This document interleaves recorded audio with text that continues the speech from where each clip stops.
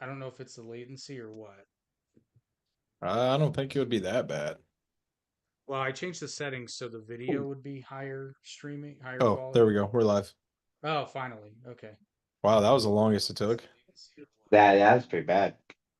Yeah, it's longer latency, but that's so the lower your latency, the less high quality video YouTube will support. So I've been Um, experimenting with it across podcasts. I don't know that I've seen a market increase in quality, so I will probably switch it back. But anyway, welcome to the Average Intelligence Podcast, and we have a special treat for everybody: real life Canadians.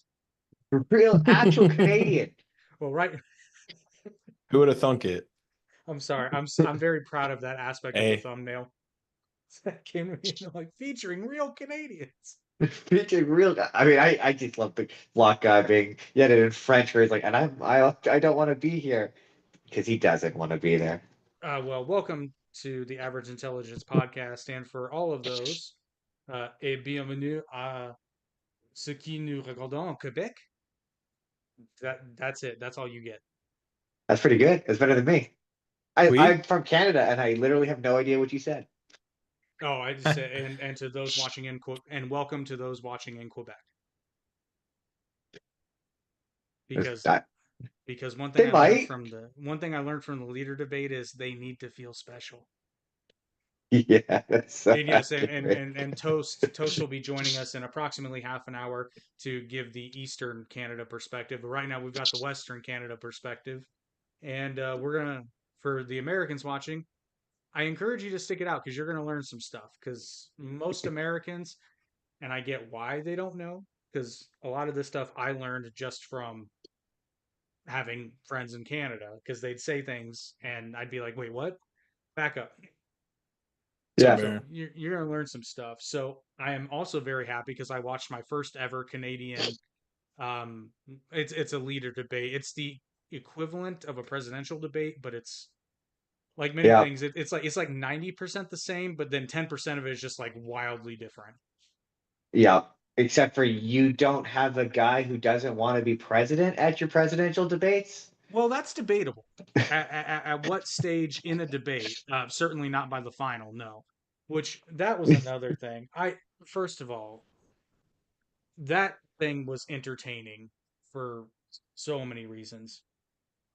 So many reasons, not least of which is Jagmeet Singh's pink turban for some reason. Oh, jug meat. He's interesting. He's an interesting fellow. By all accounts, I have friends who have met him, say he's a very nice guy. Um, bad politician. I can see that, and I was also Well, I don't know how stupid I should feel, but I've heard you say NDP probably a good 50 times, and I didn't know what it meant. And then he kept saying New Democrats, and I'm like, what the fuck is he talking about? What are the old Democrats? I'm yeah, like, oh, NDP, get it. yeah. It sounded like you said nude Democrats. That's what, yeah, nude Democrats. You New keep Well, no, that. we already had that. Anthony Weiner got arrested for it. I get that.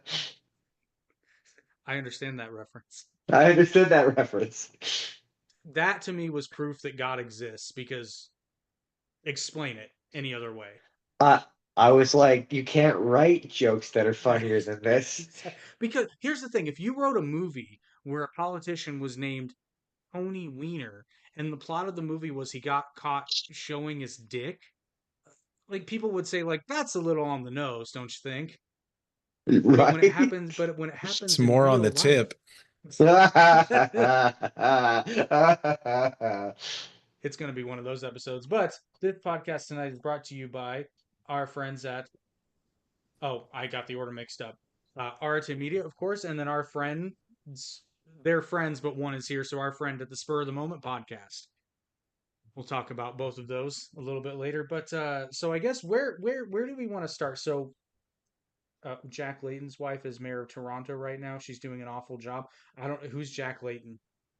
Jack Layton was the previous leader of the NDP before Jagmeet Singh. He died of cancer. He was unbelievably popular. He was so popular, in fact, that he's the reason why they became the opposition, which I'm now realizing is a term you probably don't know. Again, Haley, Sorry, Haley. I share your sentiment, but at this point, it's your fault. You know what we're about. Right? By the way, I don't know, Eric. I don't know if it's the lighting or what, but your camera is looking stellar tonight. No homo. I fixed it. Oh, did you I fix it? thought I've been doing a lot of things around here because I actually have the focus. You might need to help me with it because I'm pretty sure because I know this is a legit 4K camera. This is not 4K. There's no way it is, and I don't. I think it's Mine's Zoom, not even 4K. It's just I don't know why it just looks good. It and just does. yours looks better. I think it's Zoom, honestly, because when I use the camera outside of Zoom, it looks a lot better. So I think Zoom just compresses the shit out of it. But You uh, have to go into your video settings and then go to advanced and then fiddle yeah, with just stuff. check and yeah, just play with it. That's what she said. All right. So some Americans may not even be aware that the Sorry, Haley. Canadian, right? The the Canadian election is over. It is It indeed happened. over. Oh boy, is it over. Oh, Are you it was a happy that it's delight. over? It's a little bit, well, I mean, it's not over. It's by no means over, but yeah, man, it was incredible. Like, I, I thought the conservatives were gonna win. Like, were It's I to lay money on it, I thought the conservatives were gonna win. well, it's kind of similar to how our election night went because like we both kind of figured Trump was going to win, but not to the degree that he did. Mm-mm. Like The the polls said that the liberals were gonna win and that they were gonna win bigly. Um, and the polls were reasonably accurate within like plus minus 5 seats. It was kind of incredible, but I was positive up until the final. Like there was a moment I was like, oh, the liberals won, but I was positive like the conservatives were gonna win. Like they were gonna a bad opinion on the liberals was just gonna be strong enough to push them to the finish line to limp along, and they were gonna get like a slim victory. But yeah, incredible. now, how did the NDP do in because okay, so your elections or your election, I should say, Yeah.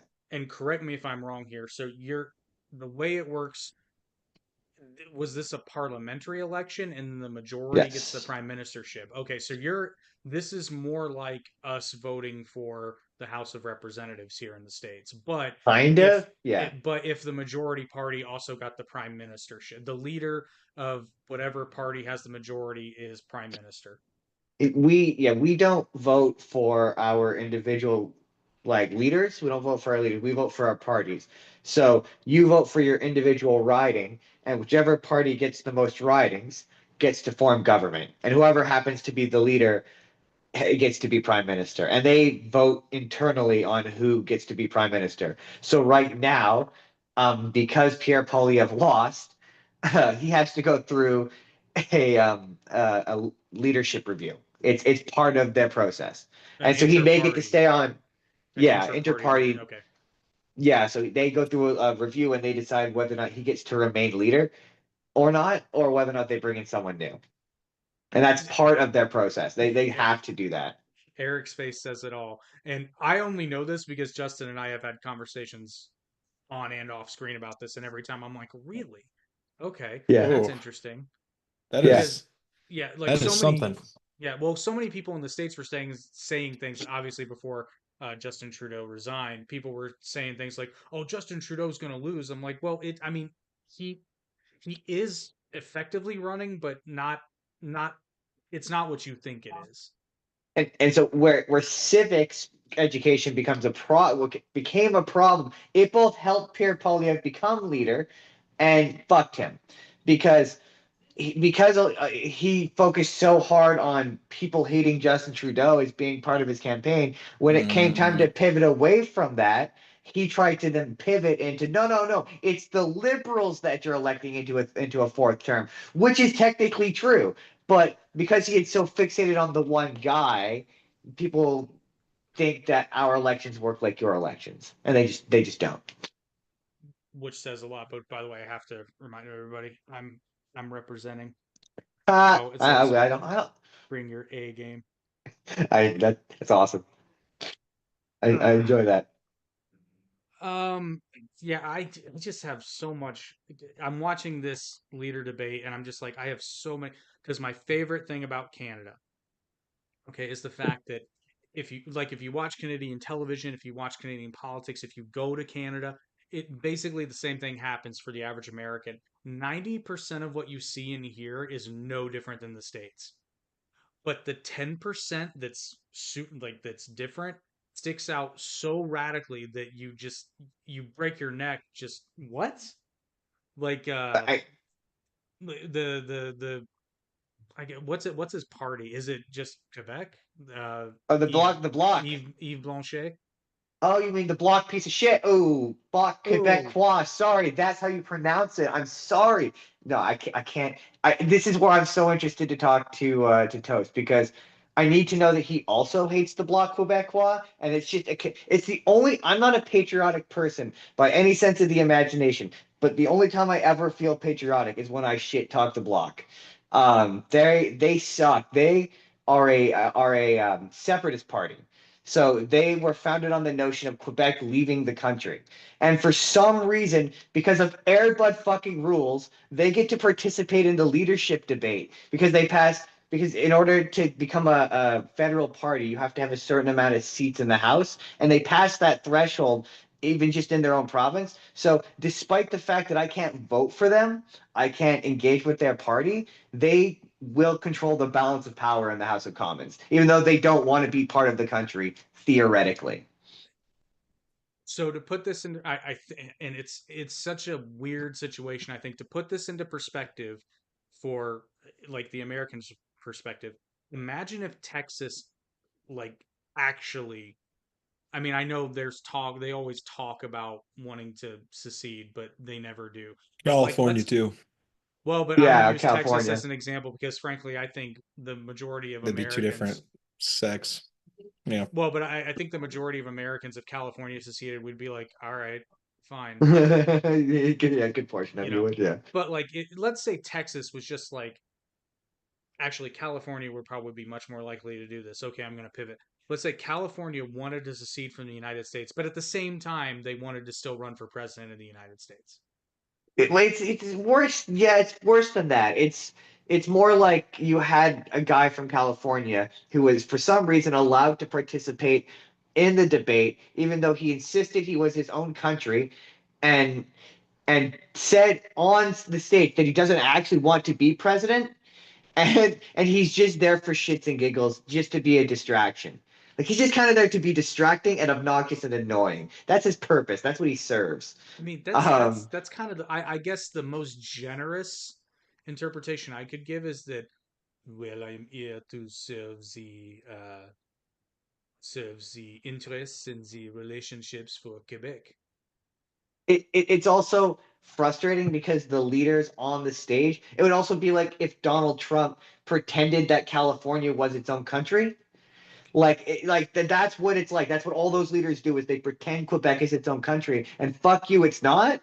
Like fuck you, it's not.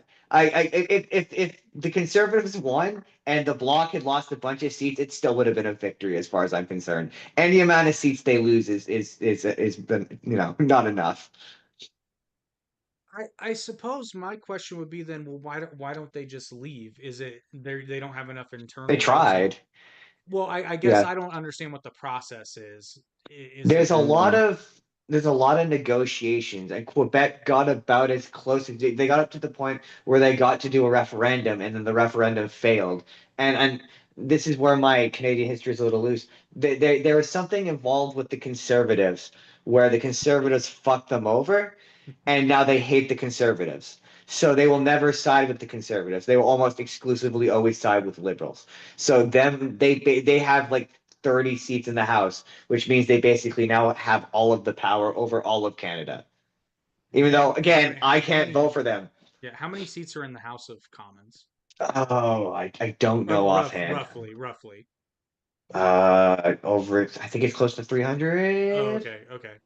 Might be. Oh, How I'm does gonna make myself look stupid. assuming it's 300, how does Quebec have 50 seats in a 300? It might be more. Hold on. Let me pull up the Google. Uh, And the is it the Quebec Party, the Quebec Separatist Party, or it's the Bloc Quebecois. Bloc Québécois? Okay. And Bloc Quebecois. is that a national party? It technically is. Yes, Technically is. Okay. it's a federal party because in order to become make federal party status, you have to have 12 seats in the House of Commons. Um, and I can't. There's two other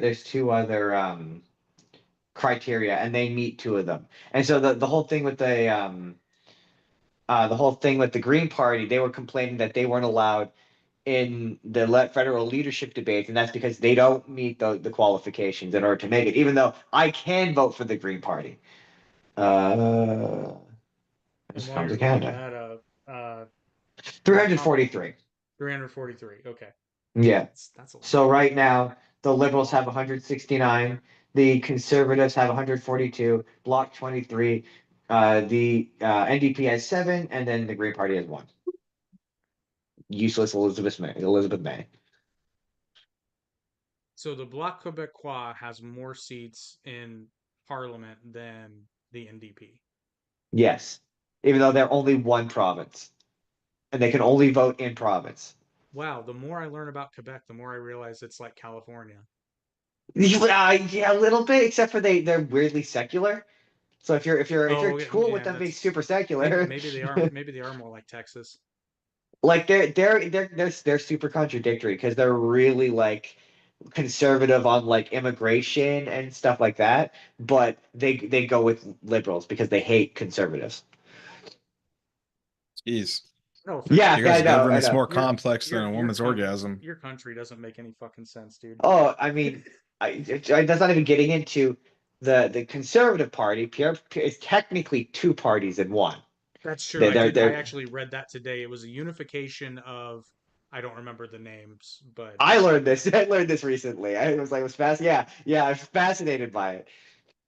well, because conservative is it's not really okay. And this is where it gets really screwy because compared to like your average American conservative, the Canadian Conservative Party is downright liberal, at Yeah, least well, as yeah, far as I've seen. they're closer to your Democrats than your Republicans. I don't think we have a comparable party that's even close. I think the closest would be the CPC, but they're a big bunch of losers. So, oh, I'm sorry, big losers, massive losers. They lose big. All right, Donald Trump, tell me how you really feel. Yeah. Well, the CPC, they're like the super far right party, and yeah, the funniest bit of the Canadian election was reviled Canadian conservative Jason Kenney being like when he found out that they lost support this election, he was like, "Good." Like that's how much they don't like they don't like that party, and it's very strange. It's real divide in the Conservative Party. One of the other moments that really because it was a moment of simultaneous like this sounds all too familiar, and then like again I understand it's a Canadian thing, but it's a little bit different for the average American. So the different people are going back and forth. I will say this much though, I liked how they handled that debate. They weren't they didn't really allow a lot of time to get wasted. They stuck to the Yeah, format. They which they have four people, right? But I also kind yeah, of like the fact that not everybody got the same question. So it was kind of like you may or may not be able to talk about what you want to talk about. It's kind of yeah. up to the moderator and the pre-selected questions. But and it's jag meat scene, right? Jug meat scene, jag meat scene, Jug meat sing. jug meat scene. Jug meat scene at one point I thought Carney was going to slap him because he just kept talking and Polyev too, but he just kept talking over everybody except for the Quebec guy. Everybody let him talk. Maybe they were afraid of the French Fury, but so that part where everybody's kind of talking over each other and Polyev did it too. And I'm like, wow, okay, this sounds familiar to me being familiar with American federal politics. And then the moderator announces that, and good news, we don't have to cut anything short because the Leafs have already won the game. And I'm just like, they were going to cut the debate short if the hockey game was still going on. That's that's delightfully Canadian. That's very funny. I didn't get a chance to I caught the tail end of the debate and I didn't watch the whole thing. Um, I didn't I this the election for me was not an outcome I loved. To be fair, it is my most ideal version of politics because we have when you get enough seats, you either have a minority or a majority government. And so me in BC, we don't decide elections. We don't. By the time our polls close, we know who won. That's usually how it works. What we kind of decide is whether or not it's a majority or a minority government. Can And you so, yeah, can you explain the difference between that? it's pretty much exactly what it sounds like. But when you have a majority, you can do when you have more seats when it comes time to vote for shit. It makes it easier for you to pass shit. So if you have the majority of the seats in the House, then you can vote on whatever you want. And so Are you when it saying comes you would to prefer them to be split? yes, myself, I Okay. prefer it to be split. That's Jake, same way. Yeah, me and Jake are very It's aligned on that. I it's like my it's government jammed up. It's yeah, hard to I get like anything done though. that's the point. I like the Yeah, that's gridlock. kind of the point. Yeah, But so and I understand what this means, but the I'm not going to even say the average, but an American viewer may not understand what you say when they talk about a coalition government. Um, and yeah, if I'm wrong about this, let me know. But I'm going to use this example. So let's say that the liberals hadn't done quite as well as they wanted. They still had the majority, but it's a light majority. Where if yeah, two other parties wanted to gang up on the liberals, they could circumvent yes. them passing something. Therefore, and Israel was dealing with this before October 7th. They were kind of dealing with this, and then they have a. It's still a coalition government, but it's a different reasoning behind it. Mhm. Um, so in this example, let's say the conservatives got a little bit more seats than the liberals would have liked. The liberals still had a Yeah, majority, but like for example, that's what happened. But yeah. yeah, but for example, like I'm gonna use now that I know this about the Bloc Quebecois, um, this would never happen according to you, but I'm just going to use it as an example so the average American can understand. If the conservatives and the bloc wanted to kind of form a coalition to Yeah, get a they could majority do over the well. conservatives, I mean, over the liberals, they could do that. They could, they wouldn't because we don't do coalitions. I don't think we've ever done them traditionally. I think the closest we got was when the NDP and the Liberals signed that agreement or whatever, but I don't think that was a formal coalition. I think there was some sort of legalese that prevented it from being a formal coalition. So we've never actually had that. But what typically happens is on a law by law basis, liberals will go. It's generally understood that like all the liberals will vote liberal and all the conservatives will block everything they do. So then that puts the power in the block and then the NDP. So because the conservatives have 169 seats, that I think a majority is 171. They only need like 5 or 6 seats. So theoretically, they could go to the NDP and be like, "Hey, you want to team up?" On a lot and not form an official coalition. And that gives those 7 NDP seats a lot of power in the House of Commons, which as an NDP supporter, I'm not necessarily against. So, and I'm curious about this because again, I don't. We have some of these same words, but I have a hunch they don't mean the same thing. So, like, what's the New Democrats Party platform essentially? I know you can't cover every little thing, but like, They're they're socialists. They're a socialist party. So they're like they're supposed to be the far left. Kind of, I guess maybe your Green Party, maybe libertarian is the, but it's the more socialist ideas of like the dental care, the health care, all that stuff. That's what they're Uh, supposed to be about. Libertarian and socialists have no well, they're not even that's what I remotely think. close. I think I understand what you're Not in saying, our Justin. country at least. I don't. At least I didn't get this vibe. I don't think they're socialists per se. I think they like a lot of social programs and a lot of. Well, they're the theory. That's what they started off as, but in Jagmeet Singh, he pushed them to be Oh, diet liberal. he's a socialist. Well, the He was using terms like price controls and all that. He's yeah, a well, socialist. that's what the base of the NDP wants. That's what they are. That's what they vote for, They're and that's supposed what to be Jack hippies. Layton. Pretty much, yeah. That's what Jack Layton kind of pushed for, and Jagmeet Singh has pushed them further right almost, and pushed them closer to liberals, and pushed them close Oh, and trying to court liberals, and a lot of those NDP supporters went. well, if you're going to be a liberal, I might as well vote liberal, and that's what happened.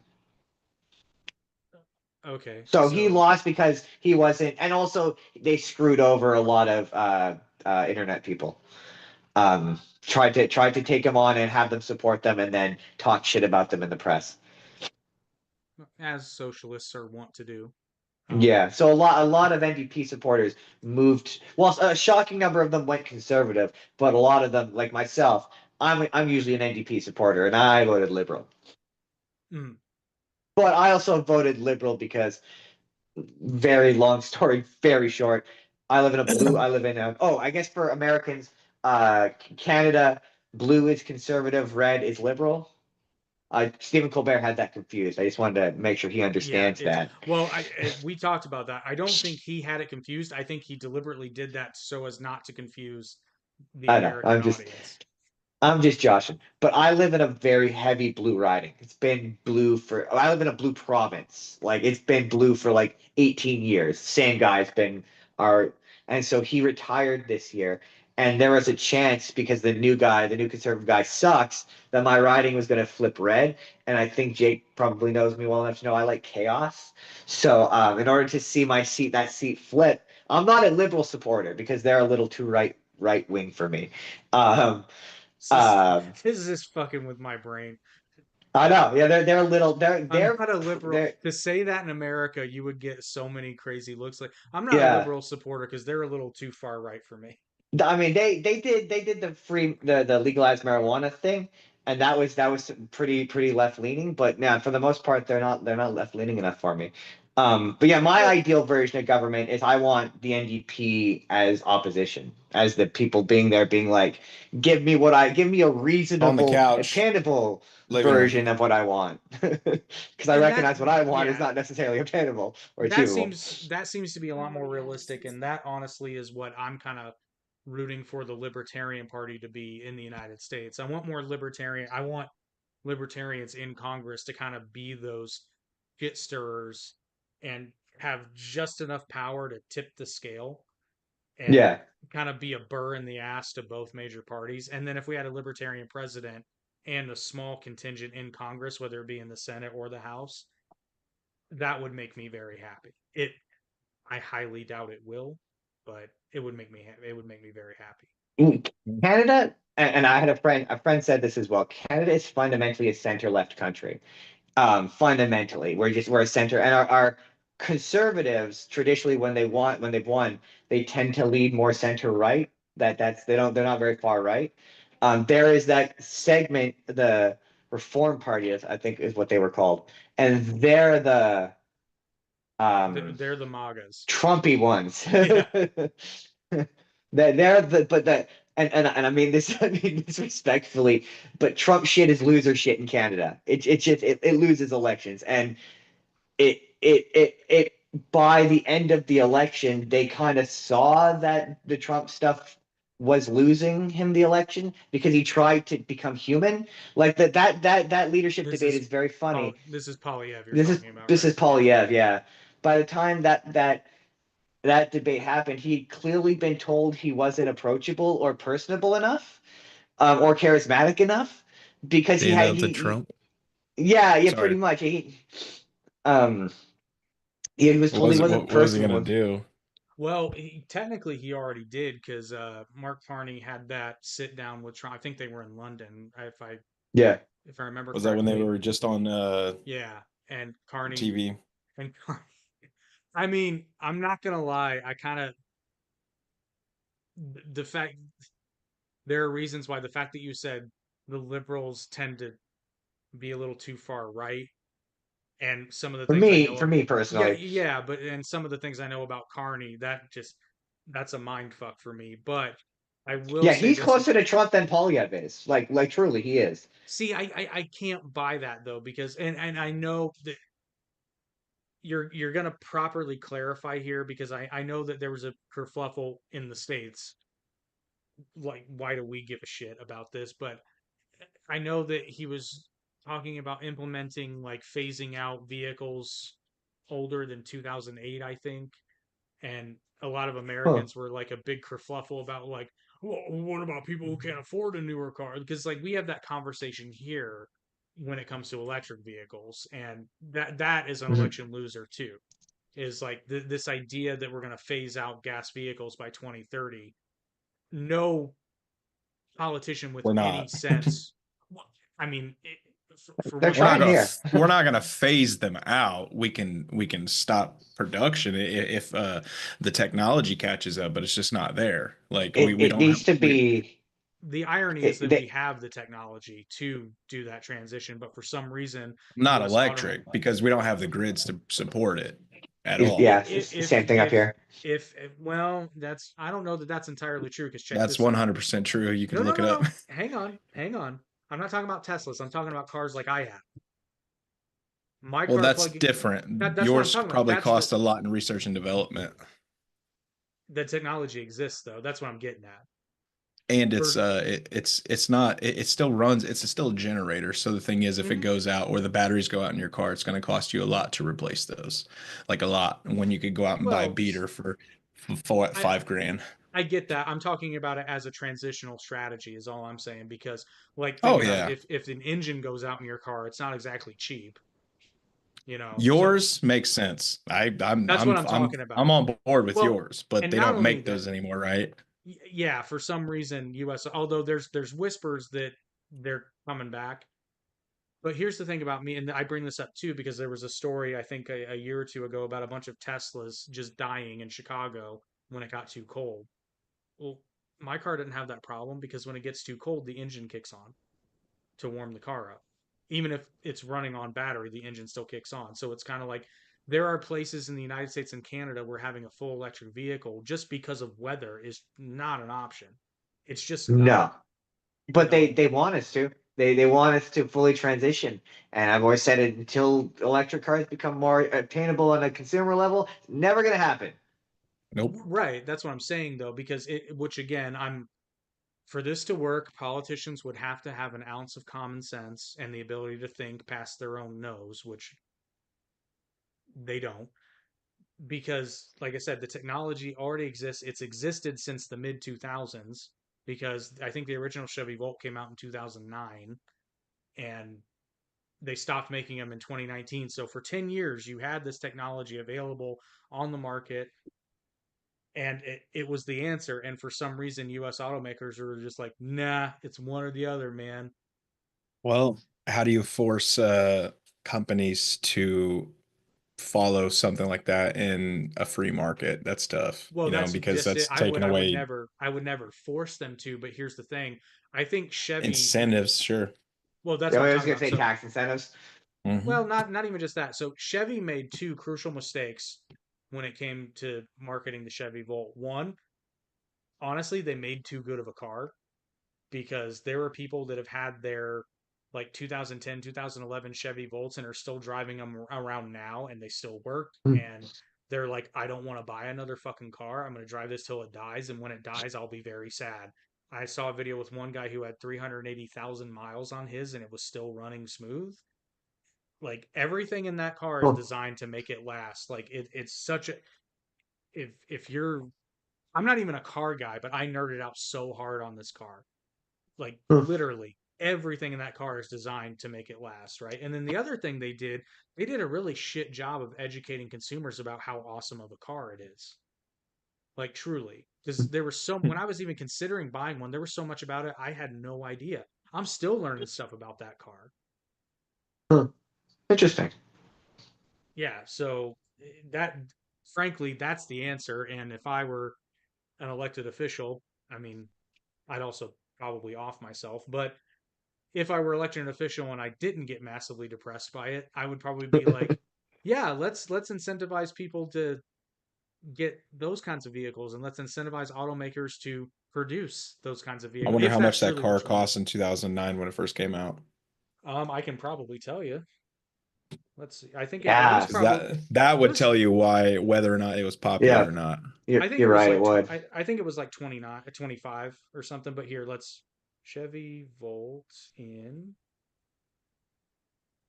Because yeah, I it's th not cheap on the Electric consumer is the level. future, but it's just we're not. I don't think we're there. Like I know I what tend to Jake's agree. saying, but Well, I don't I, think yeah, until we'll we I, can I ever. get tend to some agree. panels on top of the roof, you know. Well, that's what I'm saying is I don't think we'll ever be there completely. I think Well, there are some places where, well, for example, like unless I'm misinformed, the entire island of American Samoa is renewable energy. But that makes sense for them. The sun's pretty much always shining, the wind's pretty much always blowing, Yeah, like, and it's a yeah. There's small yeah. area. So solar does not work where I live. Half the time, half the year, it's too dark, too cold, yeah. It's not a consistent energy source.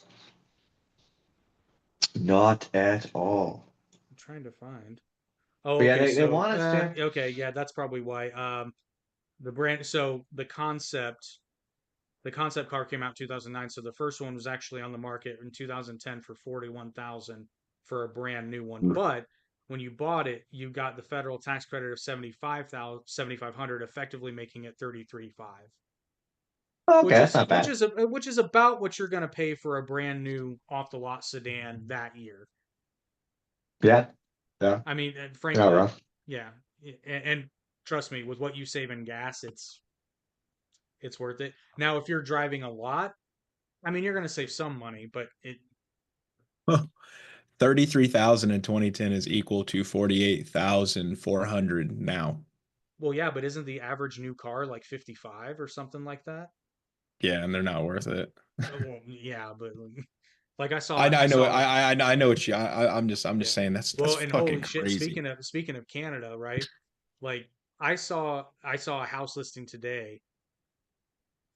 They wanted 309,000 for it, and they had the balls to say that it was newly updated.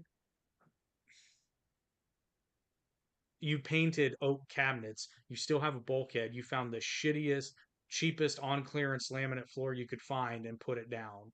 Like that Well, house is not they gave it worth. the landlord special. They did. They it looked like you could tell from the pictures they gave it the landlord Landlord special. special. They That's But even funny. painted even over the painted plugs. over the plug-in outlets. But the other thing, holy, you think house prices are high here, Justin? Tell us about houses in Oh Canada. yeah. Well, I think where I live, they're $1 million homes. I can't afford a home. Rent too. How Oh, much is rent, your yeah. rent? I pay what do I pay? Just over 1,000 a month. Oh, that's actually not 10 terrible. Two and bedroom? yeah, 2 bedroom, yeah, 2 bedroom, one bath. That's actually cheap. But we're Yeah. like we're oh, no, I think we're under, yeah. We're well under market price because of a legal technicality. We in Canada, at least in BC, you can only legally raise rent once a year. And so they did like a massive 100, $200 rent hike after they had already uh jacked up rent by like $200 in the area. So we're like well under market price. I think market price is something like 1,500. I think somewhere in town it's like 2 grand. We're like That's the about That cheapest in right. makes town. sense then. That Yeah. makes That well sense then. that's about what you see here, not even big cities, but like I would say But also probably. like in the city, it's way fucking more. Oh It's yeah, probably yeah, close. that's Yeah, yeah. yeah, hardcore. I mean, like in the higher end suburbs, that's about what you're gonna pay for a two bedroom, give or take. Also, that's Canadian. In America, that's Oh probably yeah, way so worse. Man, I would say if you are literally renting off of someone, and this is going to sound very left-leaning of me, but if you're renting for a certain price and you don't plan on moving and you have a lease and you plan on renewing it and they say that they shouldn't be allowed legally to raise your rent. Like that should just not be allowed. Because I mean, if the property, I would say if the property's paid off, if they're paying on it, sure. well, Yeah, but my then how rent do you goes up how do you about. prove it?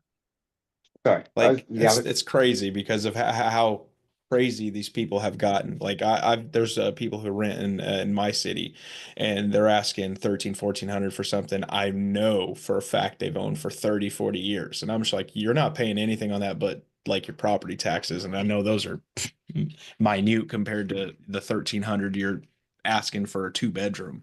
Yeah, yeah. Well, I can speak somewhat to that because that's basically what I did with my tenant was I basically told her, barring an economic disaster, like as long as you're my tenant, your rent will be this much money. That's pretty I'm cool. I'm not gonna now. It ended up biting me in the ass because my expenses went up, but I just didn't feel right hitting my tenant with that because Yeah. I had told them like I had given them my word. So, but it got to a point where it's like the rent income I had used to be like blow money, and then it became like essential for survival. So if my tenant was ever late on rent, that becomes a problem for me when before it would have been a minor inconvenience at best. Not even an inconvenience. It would have been annoying. It would have meant that I didn't have as much fun money that month, you know. So Fun coupons, fun coupons. Fun fun coupons. coupons. Oh God. So yeah, I learned a lot. I actually encourage it's over, so you know who won. I will say this though, having seen the results, I probably would have made the prediction. Had I watched the debate before the election, I probably still would have made the prediction that Carney was gonna win because I mean, the story of that election is Donald more Trump. probably it's Donald Trump. It's Donald Trump. It's Justin Trudeau. It's like they were saying. I was watching the CBC's live stream of it, and one of the conservative commentators was like, they were in effect measuring curtains for the White House. Like that's how sure they were going to win. Like he blew a 25-point lead. Like I can't. I've been struggling ever since you invited me to do this. I've been struggling to think of a good sports metaphor, and the only one I can think of is like he had the football in his hand, the winning football in his hand. He was about to win the Super Bowl, and I forget her name, but that ice skater chick just walks out and clubs Oh, him. Tanya It's Harding. Donald Trump and just clubs them. And yeah, Tanya Harding. Tanya Harding as Donald Trump comes out and clubs him in the kneecaps. That's effectively what, and then he lost. What should have been a easy win. I mean, for So wait a minute. He lost because he supported Trump? Well, no, that's the worst he part. That's the worst part is Polyev tried so hard to because he was and Justin, correct me if I'm wrong. I never saw Polyev actually come out and be like super pro Trump. He was Yeah, no, no. because basically, it yeah. because it was He just bad seemed for like him. common sense. Well, he seemed very anti-Trudeau, if anything. That was kind of That's not hard. he Well, adopted what's no what is sort of that. I don't know how else to describe. To be Castro fair, Jr. I to be fair, I've never liked Pierre Polyev. Like I don't want to be accused of one of those guys that started to dislike him as soon as Mark Carney looked like he was going to win. I've never liked Pierre Polyev. To me, he's always been a guy who all he ever did was just say Trudeau bad, and then he wouldn't ever say what he was going to do to fix it. He'd just be like, "This is bad," but I don't really seem to have an idea. And so then when he became leader, it was just all that all the time. That And so sounds like well, then American Democrats. I'm yeah, gonna push yeah. I'm gonna push back a little bit on Not that all because of them. I've heard Polyev talk about things now whether or not they would actually work. I have no idea. I'm not Canadian, but he's talking about doing things like I think it was changing zoning laws, changing permit requirements for How building how houses. recently I did you see him say that though? no, like 2 years ago. Okay, because he a lot of he the a lot of his stuff was slogans. He was very slogan. Like he was He like was very slow uh during he was that very debate. slogan heavy. Holy shit! During that, the okay, that's the one thing I wanted to make sure that I said because one of the things that struck me as most funny. High toast, by the way. Good afternoon, Howdy. everybody. What's up, brother? Good Our afternoon. How are you Toronto guys? boy. Doing Good. good. We're just we're talking Canada, eh? We're talking I know Canada. I've been tuned in. Sorry, I'm late. No, you're good. You're good. So, So we're talking. Right now we're talking about is Pierre good. So I just want to be upfront. Like I'm pretty right wing conservative, like pretty far right. So not like crazy far right, but I'm pretty far right and pretty libertarian. I'll put So it to you we this should way: just he put likes that out of the he way. likes gun rights, but he also likes the free healthcare. That's the only really socialist aspect of Canada that I fully support. Free healthcare, the only because I have a friend in the United States that has been having an ongoing health issue for a long time, your health system is fucking trash, bro. Between the bureaucracy and getting approvals from insurance companies and then deciding, oh, you don't qualify, even though you're genuinely fucking sick and you pay into these privatized insurance companies, dude, your healthcare is fucking trash. Well, People literally go broke and they die in the street of hunger because they're fucking sick. It's crazy. You have to be Other, poor in order to get insurance here. That's the way it works. Like if you're yeah, poor, you got insurance. I support the idea of two-tier, and your public healthcare system is vastly underfunded compared to other developing nations, right? Like most developing nations have two-tier healthcare. If you want better healthcare, you can get it. It's not, you can open private clinics, right, which takes strain off of the public system, but you need to have a robust public system in order to maintain, like demographics. Like right now, we have a very massive demographic shift happening, right? Which is one of the key issues of the campaign was immigration. Like they literally brought in too many immigrants because Canada's birth rate has been increasing for years, right? So now yeah, that's putting a big that was one thing that sounded scarily American, was the immigration part of that debate. but the immigration, but it's for a reason though. It's because Trudeau, especially, right? Trudeau's government, like Mark Carney is Timu Trudeau. He's Trudeau without the brand. He's a globalist. He's out of touch with common Canadians. He's not pro working class. I mean, Brookfield Assets. Okay, sorry, I'm kind of going on a tangent here.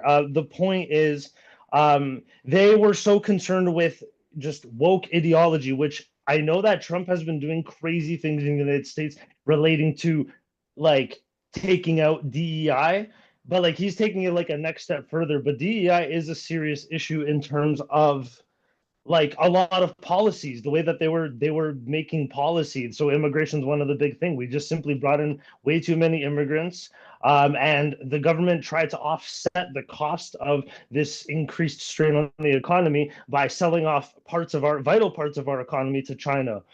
Right, so like Mark Carney's company Brookfield Assets owes China $250 billion, something like that, um, No, that's his from company. loans.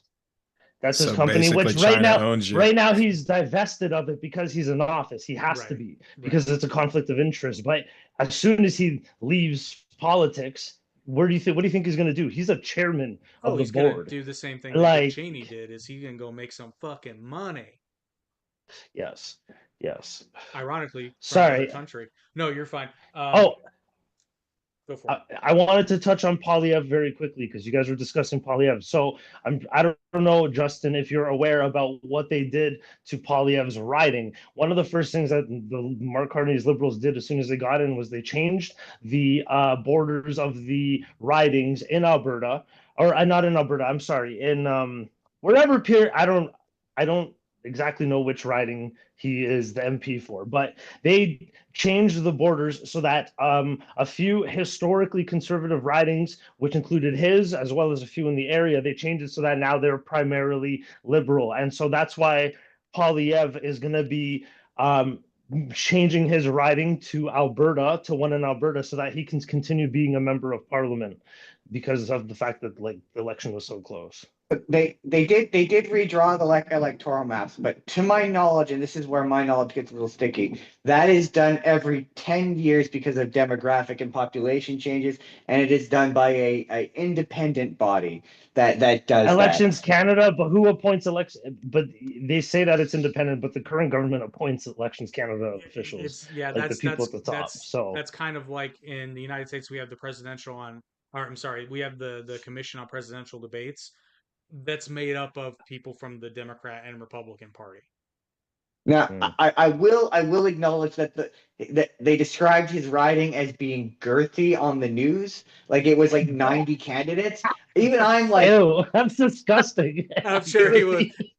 I just imagine on the CBC, on the Yo, check out CBC. my I watched it riding. live. Fuck this. Oh, the CBC. I hate the just CBC. I'm I sorry. just Continue. Please continue, sir. I just Sorry. imagine Polyev. I imagine them interviewing Polyev and saying that, and him just being like, "Well, thank you. I like to think." But what the numbers show is the amount of votes that those independent voters got, or independent candidates got, did not add up to any discernible or noticeable difference. And even Pierre Poilievre has not remotely even disputed anything involving this election. Everything they've done has been very procedural. He I'm not conceded like every. I'm not saying about the election. I'm saying about like as soon as they got into power, they redrew his riding to make it so that he would lose because his riding. I don't remember the name of the riding offhand. I don't have it in my notes. I was just literally reading about this like 3 days ago. So please fact check me. But they redrew the borders of his riding and a few others in the area, and then it changed it so that historically conservative ridings now became majority liberal. To be Right? fair, though, a lot of historically liberal writings also flip conservative. So I don't know. I don't know if that's a. I Well, just that's believe why, but that's he's literally why he's moving riding because the Conservative Party as a whole is not upset with Polyev for losing the election, like kind of in the same way that the I mean, Democrats they not should be. despise the Democrats like. Where's Kamala Harris now? We have not heard a peep out of her Well, since she lost the election. Did that's not But atypical. She, but my response to that though is, he's gonna go to Alberta to get they could ride a toaster in that riding and it would win. They could ride a chicken and it would win. Like what it's a is the riding? I don't know anything about the riding, to be it's honest. a So it's I a can't. traditionally it was a guy who was a three-term uh three-term incumbent conservative riding step down so Pierre in a special election could be installed into parliament and be given a guaranteed win in a province that wants to secede from the nation. I don't understand it. It doesn't make any sense to me. I wanted to bring that up, but I'm gonna break it because I'm loving it. But I have to tell everybody about our sponsor. Um, so if you've been watching this and you've enjoyed the content, maybe you have an idea for a podcast that, let's be real, would probably be better than this. But fuck you, we did it first. But we'll help you make said podcast. All you got to do is click the first link in the description. That sends an email directly to moi, and the Arte Podcast Pantheon can help you get your show off the ground. And the best part is, we don't charge a fucking dime. Tell them, Justin. They don't. No, it's yeah. If you want to start your own podcast, you can pretty much get you a step-by-step guide how to do it. It's real easy. The infrastructure's there. Also, you make a lot of great friends, and you get to have a lot of great chats about stuff other than politics, but also politics. Yeah, and you get a Rolodex of friends from various countries. So you can be like, "Hey, you want to come on a podcast next week and talk shit about Canadian politics?" And they'll be like, "Fuck yeah, I'll be there." Or some weeks you're like, hey, you want to make some Star Wars fans real mad? Oh, Then you can do that. you did that. That was all you, buddy. I the love Star your Wars one They're work. going for trilogy. Don't get me wrong. they're I they're love your work, but that was all you. they're going for you too. I know, They're but going for all three of us. here's the best part. They are doing exactly what you wanted them to do. You said in the No. fucking show that that clip came from. I'm going to turn this into a clip and you watch. People aren't going to watch the video and they're going to say mean shit even though they agree with me. They just didn't watch the video. I know. I know. It was delightful. It's the best part. So I did want to bring something up. This is the one thing I wanted to talk about because I found this so delightfully entertaining. And it's probably because, as an American, this election has, I'm not going to say it has no bearing on me, but it's got very little bearing on me, certainly in my day to day life. So I'm watching this purely to it's academic. Like I have no stake in this election. But I noticed something very funny, and this goes for every single candidate. Of course, I first noticed it with the Quebecker, but then everybody else everyone on that stage was basically a cartoon character whose party mantra kind of like oozed its way into their body, and they kind of became like an avatar for their party because you got the Quebec guy. Like, I forget what the exact question was, but it was something that had absolutely nothing to do with Quebec. And fucking Blanchet morphed it into a thing about Quebec. And I think That's that's the because he's part. that's because he's Yeah, but that's that's because the he's from Quebec. well, I'm pretty sure that's the part where he said like, I don't even want to be prime minister. I just want to protect the No, interest and the respect of Quebec. No word of a lie. When I was a kid, when I first started to vote, I should say, me and my shitty stepdad used to watch the federal leader debates and boo the Bloc Québécois. Like I'm talking literally like boo! Shut the fuck up! What are you even doing there? Boo! Get out of there, you useless fuck! It was awesome. It was the only time we ever bonded. If you are a real man, Yeah, say that to me in French. If you're not booing you the know, Bloc, you're not a real Canadian. okay, that I don't know, man. Okay, so keep in mind, I'm a right-wing libertarian. Okay, so I believe in self-autonomy.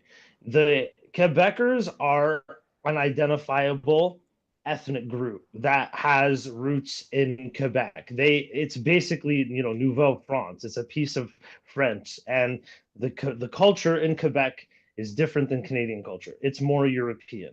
Like even small Uh, things, like the way uh, that they count on their hands. Hold on, I'll I'm cut. almost done. I Oh, did swear. they do the German Oh, three? sorry. Yeah, exactly. No, The, it's this. the It's French this. hate Oh, the them. French I'm just three. saying. The French Parisians, no, the French don't hate them. Parisians view them as uncultured because Well, they speak like rustic. They speak rustic French, and a lot Shut of it up. is Fringlish too, right? well, to be fair, Um, the also, also, Parisians view Justin, everyone you're that way. pardon. I Sorry. said, to be real, the Parisians view everyone in the world that way, but Exactly, they might exactly. have a special Also, disdain for the Quebecers. Justin, you are like, more left leaning, right? Now, it's not NDP territory, but Montreal is Oh, very liberal. Okay. It is. I It have, is very liberal. it's I do very agree. Yeah, liberal there, it's right? very And liberal. uh like I have Quebecer friends, right? Like I have a friend whose grandfather was part of the FLQ, right? And those guys were pretty serious.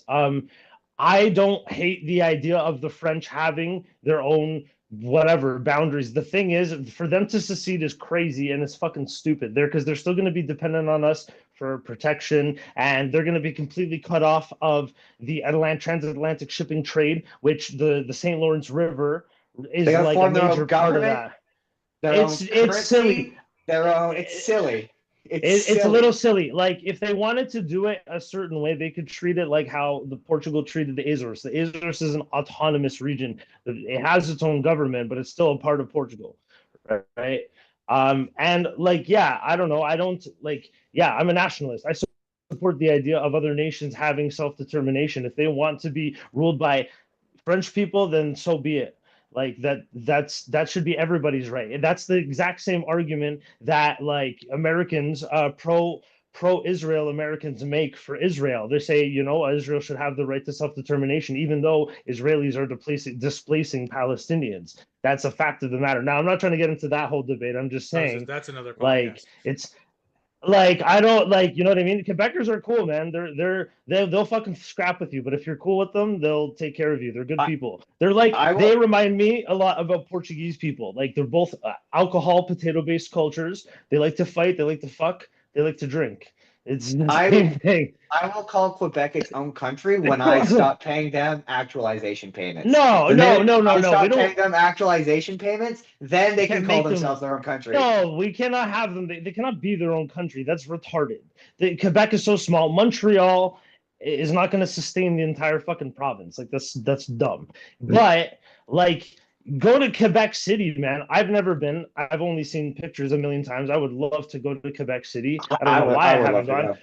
Quebec City is fucking gorgeous, and it's like 400 years old. Do you know how much history is there? French history specifically. That's not fucking cake or Canada, And I'm speaking kind of objectively here because I don't identify with cakers. Like Justin, if you don't mind me asking, your heritage is like English, Irish, Scottish, French, Native, maybe. Is that your heritage? British Czechoslovakian, actually. My great Interesting. grandparents were from, yeah. Interesting. Okay, but your family has been here for a long time, correct? Like for generations. Well, here, I come from In a white Canada. trash. In Canada, I come from a white trash, Northern Ontario family. Okay, so yeah, no. Okay, no, Northern But Ontario, right? So you have we family moved, in like fucking Gravenhurst or some fucking small town, right? You have family in these small places. yeah, my mom grew up in St. Catharines. So Okay. that Oh kind of yes. Yeah. So by No my idea what the definition, fuck you're like talking about. Okay, sorry, we're I talking think about places in Ontario, but I'm Well, just the it's listening. it's like argument. when we say Shelbyville. Yeah, kind of. exactly. Yeah. It's a nowhere but fuck nowhere Eastern Canadian town. That's all Yeah, you need to know. yeah. I got one for So, you. That's like what we that's what we sound like when we say Waldron or St. Paul or Milroy. sure. the Yeah, the yeah. the point that I'm trying to make is that like I personally, as a European Canadian, don't necessarily like I am Canadian. Don't get me wrong. I love fucking Kraft mac and cheese. I drink fucking beer. I say a like that's a thing. But I'm also very European. I speak Portuguese. I eat lots of Portuguese food. My family speaks Portuguese at home. Like when we have relatives over and that kind of thing. I have family in Brazil, shit like that. So I don't identify with fucking Quebecers or Cakers. I grew up with Cakers. They're really nice. They all have fucking couches in their house with plaid on it, I and like a I picture of a don't loon on the recognize wall. this. I don't recognize the term caker. Is that a derogatory It's term for mungie Western? cake. That's mungie cake. It's an Italian term, but all Southern Europeans will use it because when we started coming to Canada in like the 70s, like Yeah. cake is very much a Northern European thing. In Southern Europe, we don't eat cake for dessert. That's not really a Um, thing. So mungie cake huh, is like cake eaters, right? So to me, gotcha. like English caker is English, Irish, Scottish, French, or some kind of mix, and with some native thrown in there. Oh, so it's like a Yeah, that wasp. that's pretty much it. Yeah, Oh, that's yeah. also one other thing about Quebec, if yo, Quebecer girls are whores. I'm sorry, they're really nice, they're very beautiful, but they're whores. And like, if you like to party, go to Quebec. It's wild. It's fucking crazy there. They're fucking crazy because let me tell you why. Let me tell you why. Okay, That's It's the amazing. French. early It's the French in them. in Nouveau France, back in Nouveau France, okay, Yeah. people did not want to move to some godforsaken place with no infrastructure, nothing. Okay, so the king, I don't know which king it was, the king got the filles du roi. It's the girls of the king. It's all the most beautiful and slutty chicks in France, and he put them on boats and sent them to the colonies so that guys would go there, and that's a thing. Yes. Also, they're actually quite pretty because they have like they're mixed with natives, so they have like nice eyes. Yeah. But yeah, Nice Montreal's a good size. time, man. Go fucking go party in Montreal. It's fucking wild. It's wild. I Nice jest, eyes but and I open do. thighs. I've been. I went. It's crazy. I have, like I said, I have a cousin. He lives in Hochelaga Maisonneuve, which is some neighborhood. It's close to the Biodome in Montreal, which is some stupid. They're in the 80s and nothing else. And it's just there, and it's so ugly. So but the other thing is I already gave Quebec shit. But then I started noticing it with the other candidates too, where they just kind of became puppets of their political parties. Like I keep forgetting his first name. Singh, Oh, I'm sorry. I'm so off Jug. topic. No, no, you're fine. You're fine. Jugmeet Singh was just Yeah, like throwing out free shit all the time. Let's just do more free shit. And then I swear to God, if you had watched that debate and you were playing a drinking game where every time that Pierre Polyev said change, you would have fucking died from Well, that's alcohol that. Yeah, poisoning. he and had this to is he had to change. yeah, he had Yeah, to pivot to that. That was a late camp. I 90% of Poilievre's campaign was having to pivot because yeah. every time he would run on one thing, like he'd run on bad Justin Trudeau bad, and so then Justin Trudeau was like, "Well, peace," and he peaced out, and then he was like, "Axe the I tax," and mean, then Mark Carney was like, "What tax?" And then he yeah. didn't. Yeah, No, you then that see, kind of but failed. this is what's crazy about the tax, right? Mark Carney campaigned on cutting the tax too. He's like, "Oh, I don't believe in the climate tax." But Mark Carney has been known to be crazy about climate reform and green initiatives and all this bullshit that completely overlooks the working class and But I is but I do very I do expensive. I do get the sense that Carney at least, and again, correct me if I'm wrong, I'm not Canadian, but I got the sense based on what I heard and what I've read and what I've seen since that, like, while he might like those policies, he's got enough political sense to know that it's not gonna fly. So, No, but here's the thing. No, no, no. What Mark Carney is going to do for sure. Okay. First thing he did was got rid of the tax so that he could win over. There was a small section of support that was about to flip to the conservatives because a lot of liberals, it was wildly unpopular with everybody. So the first thing he says, oh yeah, we're gonna axe the tax. But Mark Carney, you understand, like he's a globalist. He worked for the Bank of England. He worked for the UN and all these things. He's pushing climate change, right? Climate change initiatives, things, policy that makes life more expensive for your average working class individual in these countries where he served. Okay, so not only is he a technocrat who's out of touch with the concerns of common Canadians, okay, but also he's a fucking hypocrite because he's pushing these climate change initiatives, Greens. Oh, axe the tax, bro. He's gonna bring it back, okay, because he likes the amount of money that the carbon tax was bringing in, just like Justin Trudeau's government. He's just gonna repackage it as something else, and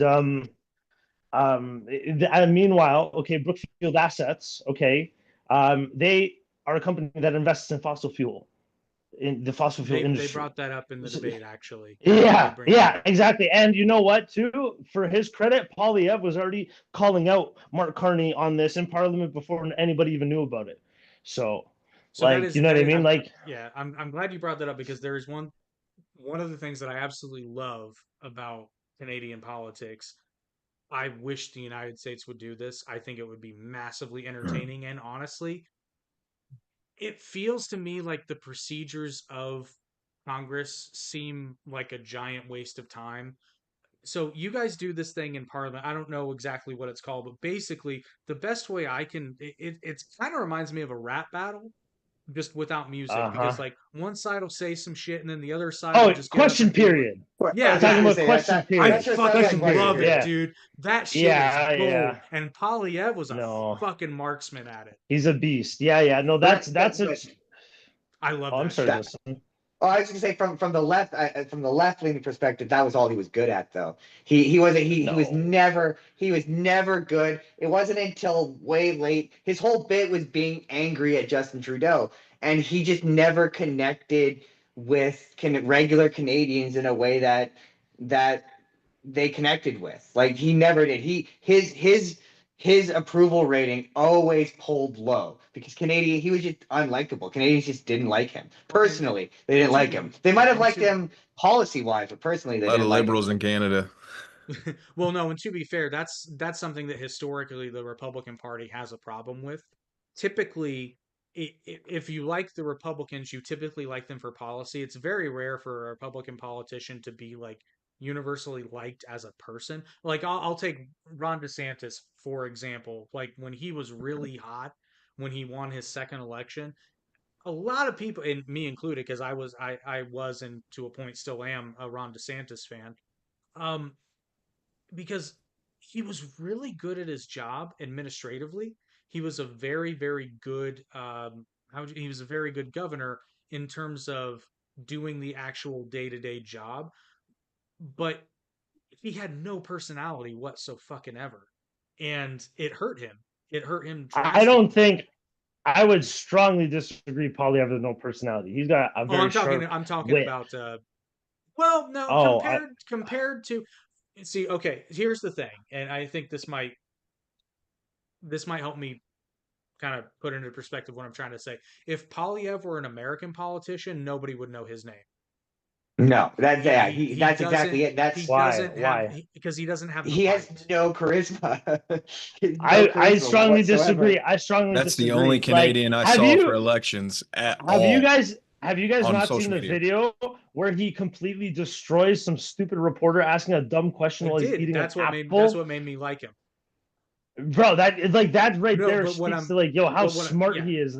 I get Oh that, but no, what I'm saying is American and politicians get points for being loud, and Polyev is not a loud And guy. he doesn't. Yeah, but loud, but we don't need loud. And let me tell you I, I something, man. I agree. Fucking, That's what I'm saying. That's what I'm saying. But that's we what I don't need mean. loud. And look, given the real estate bubble, the fact that Canada is literally about to go into a recession, and the fact that we have had more than a decade of personality-based politics in the House of Commons, personality-based politics. We don't need a showman. We don't need any of that. We need fiscal conservatism. Okay, and while he only has he did a minor in economics in school, but he was the Conservative Party's shadow finance minister for like 7 years.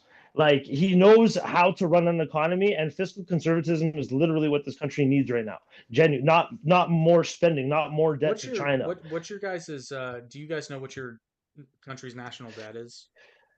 Our Not national offhand. debt, I don't know, but let's look it up. Let's look it up for conversation's sake. And Siri, actually, what is while I'm the you're, gonna national I'm debt gonna currently ask right I'm now? gonna ask Chat GPT just so Well, everybody's aware. while you're doing that, we're gonna hear a quick word from the Spur of the Moment podcast. So today's Oh, episode what is the sponsored hell? by Something's talking. the Spur of the Moment podcast, everybody. Come join us every Saturday. We're going to do this. We're going to sit here. We're going to talk about the news. Time to talk about the Minecraft. Okay. It looks So, bad. We're going to talk about movies. That new Joker movie is apparently terrible, and I want to see it so badly because I hear it's awful. And we're going to make some jokes. We're going to have some laughs. There's a lot of funny jokes in there. There's a lot of weird jokes in there. The Channing Tatum one will always make me laugh, especially when you hear the behind the scenes stuff. Like when you hear the behind the scenes story of how they just phoned them up. We're occasionally going to have other people along for the ride. A really fun fact, though, is I learned last year that that Coraline was Leica and not Disney. Oh, interesting. I mean, I can see why you would make that Yeah. mistake. Yeah. Because it does seem like it's a different. And to be fair, That would be a horrifying, terrible Disney movie. it would be because yeah. And we're just gonna have a generally good time. George, do you have anything else you want to say about our podcast? Make people watch it. We watch movies. Sometimes we watch shows, but we always have fun. Here On the man, spur, of the- spur. 3, 2, 1. On the spur of the podcast moment. Yeah, we nailed it. Nailed Spur it. of the That's podcast, yeah. It's Spur of the Moment podcast every Saturday. We nailed it. You can expect awesome content like that. We cut flawless promos every single week.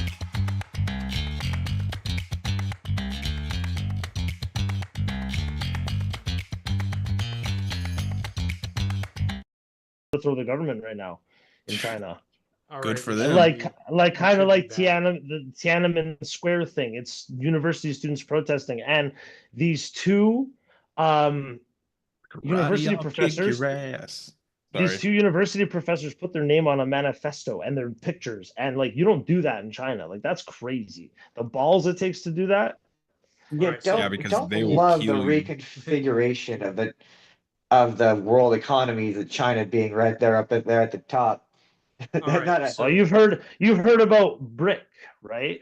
Yeah, And It's how not they gonna want to work. make it's not. gonna work. their centralized economy. Yeah, it's not going to work. You don't think so? No, it's not going to work. I don't know Because- anything about it. Well, yeah, it's the whole like China, Russia, and a couple of like Venezuela. First of all, half the countries in BRIC are fucking insolvent. So there's that. Technically speaking, Russia's economy is not insolvent, but it's not stellar. And China's on the brink of a currency crisis, not to mention a real estate crisis. So Interesting. it's Yeah, it's they Does do. They Russia have have massive inflation like us? I heard their It's- prices are pretty low. Well, yeah, but that's because okay, how do I explain this? Their currency has nothing backing it other than Kind they of like the United say States so. right now. Well, the United States has the faith and credit of the United States government, which isn't It's still nothing. it's better than nothing, but it's not that much different than nothing. But okay, so we're back. And Oh shit! well, and to be fair, I'm an idiot. There are tons of economists that say I'm wrong, but I'm just looking at it. I'm like, I don't see how it's going to work. Because, like, when one of your economic partners is Venezuela and you're going to create a new global currency, you're fucked. But, so we're back. We did find what Canada's national debt is. And I'm not going to lie, you guys are fucking doing it right. So, Toast, can you share that information, please? Sure. So, Eric had also looked this up, but I asked ChatGPT, what is Canada's national debt and how much is owed to China? As of March 2024, our federal government debt is approximately 1.52 trillion US dollars. It represents about 69% of our nominal GDP, and it's an increase from last year, or from the previous year, I should say. So Huh. to put this into perspective, if you go to usdebtclock.org, it's got a running counter of the US's current national debt. So I'm going to actually, I'm rounding down by a little bit. We're sitting at about Oh, $36.8 trillion dollars. Huh. Guys, I'm so sorry. I have an emergency happening right now. I gotta go. I'm real sorry. I gotta No run. You're problem. good. Later, I'm buddy. so No sorry, problem. guys. Take Yeah, we're care. It's a good. Bye, bye, pleasure bye, having bye, you. bye, bye. Bye. Thank you, guys. Take care. Take care. Thank you. Yep. Yeah, Hmm. so this is actually interesting because they added a bunch of new metrics here. So yeah, like I said, the US national debt is currently sitting at about $36.8 trillion dollars. Um, but they have a Doge clock now. So apparently Doge and the numbers are going up. Doge has saved an estimated what looks to be about $405 billion. Huh. Damn. Damn. Um, oh Jesus Christ. Yeah, What this happens when you cut out stupid spending? well, and they haven't even scratched the surface, but Yeah, exactly. That's the point. that's If really you're interesting. spending too much on taxes, it's because you have a spending problem. Well, I mean, so I I mean, found sorry, if you need to collect them. I mean, it makes sense if you think about it though, because the population of Canada is roughly 60 million, 60 something million, and the population of the United States is about 330 million. So it makes sense that our national debt would be higher. But I mean, divide those In terms numbers. of comparison, that's not that good though. Yeah, like honestly, a trillion or so, what it was at 1.8, 1.6, I can't remember now. Something like that. Yeah. We have 1.6 325 trillion. million on paper, pretty much say, but the number's probably a lot higher. Not like by a whole bunch, but at Well, least no, I believe $32.8 trillion dollars is our total debt. I believe that. Yeah. So I can't believe I'm going to say this, but maybe we should take a page out of Canada's book. or Yeah. It's maybe we funny. just continue with what we're doing. Did you hear how much they've already collected in tariffs alone? Well, nothing because the tariffs haven't gone through other than China. They I put a mean, that's not 90-day what I'm pause. reading. Well, I no, don't know. I guess they put a maybe it ain't well, okay, true. but there are existing tariffs on the books, but the new ones there was a I'm 90-day talking about one. newbies, and then there's No, several they're other not, countries that they implied, but or they're not not in implied, effect. but They did a 90-day pause on those. They did a on Did 90 all of day them. they? pause. Yeah, on It all the changes new like ones. every day. Like, what is it going to be this day? 100% tariffs on movies. Well, and here's the problem with the way Trump talks about it. He's acting like we don't collect tariffs on anybody, and that's just not true. We It's collect not true, no. we collect a fair He's amount only of using it as a tariffs. threatening measure. He's not really like trying to get anything because apparently he just wants to bring everything here, so we don't need He's other countries because we don't really need other countries right now anymore anyway. So It I mean, depends. It, I'm it not saying we well, don't completely, but like but majority, no. here's the problem. And as a defender of Trump's stance on, I'm gonna back that as a past defender, and somewhat it depends on what tariff you're talking about. As I'm just gonna fucking say it, as a Trump tariff apologist. Um, okay, here's an example. So, what's 41 million, Nathaniel? Is that the population of Canada? Or let me know what you're talking about. But so I forget there's some country in Africa where he wanted to put a 91% tariff on them for diamonds. We don't have I don't know that we don't have any diamond mines, but we don't have very many, if any, diamond mines in the United States. So we can't get diamonds elsewhere. We have to yeah. There's a import them. few of the tariffs that were like that. Yeah, where it's like you don't make that here. Or coffee is an example that was being thrown around because, like, you can't grow coffee in the continental United States. You just can't. It's the wrong climate. Yeah. So if you're putting a 70% tariff, I don't remember what the number is, but it was probably something ridiculous. If you're putting a 70% tariff on Brazil, for example, um, is it 41 million? Thank you, Nathaniel. Yeah, so my only problem with Trump's rollout of those tariffs was that it was just a blanket that they clearly didn't look at on an individual level, which I understand it's harder, but you have to do that because some of these tariffs are fucking stupid and some of them make sense. It just depends. But when it's okay. It's kind of like that episode of South Park, Pee-Pee's Pool.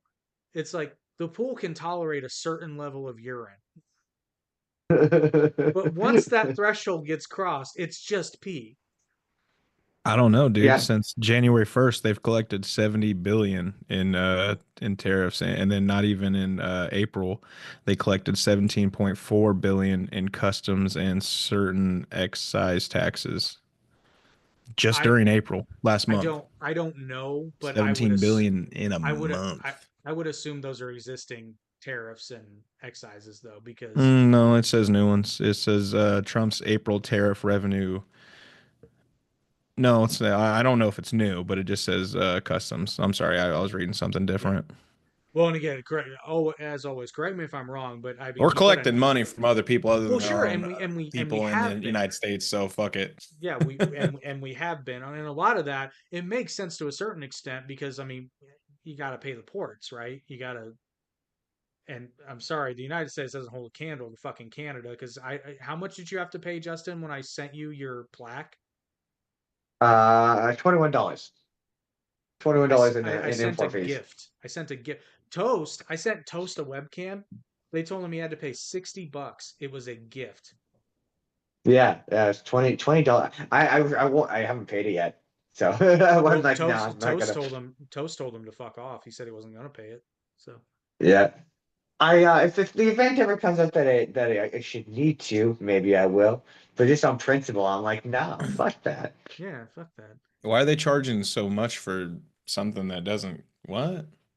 Yeah, I have no idea. You would think it would like if I'm buying it, but yeah, it was a gift. Well, Yeah, it's and dumb. like I've another I'm just Canadian gonna I hop the border and then mail it from there. That's what a lot of my friends do. They'll ship it to Washington, and then they'll drive into Washington, and then not so much anymore. But that's what we used to do. well, Yeah. yeah, there's reasons now. Um, so I want to get back to because we talk American politics all the time. Back to I want to Canada. Yeah, I Toast want to makes me feel positively liberal. I did want to ask this though. So you keep talking about the House of Commons.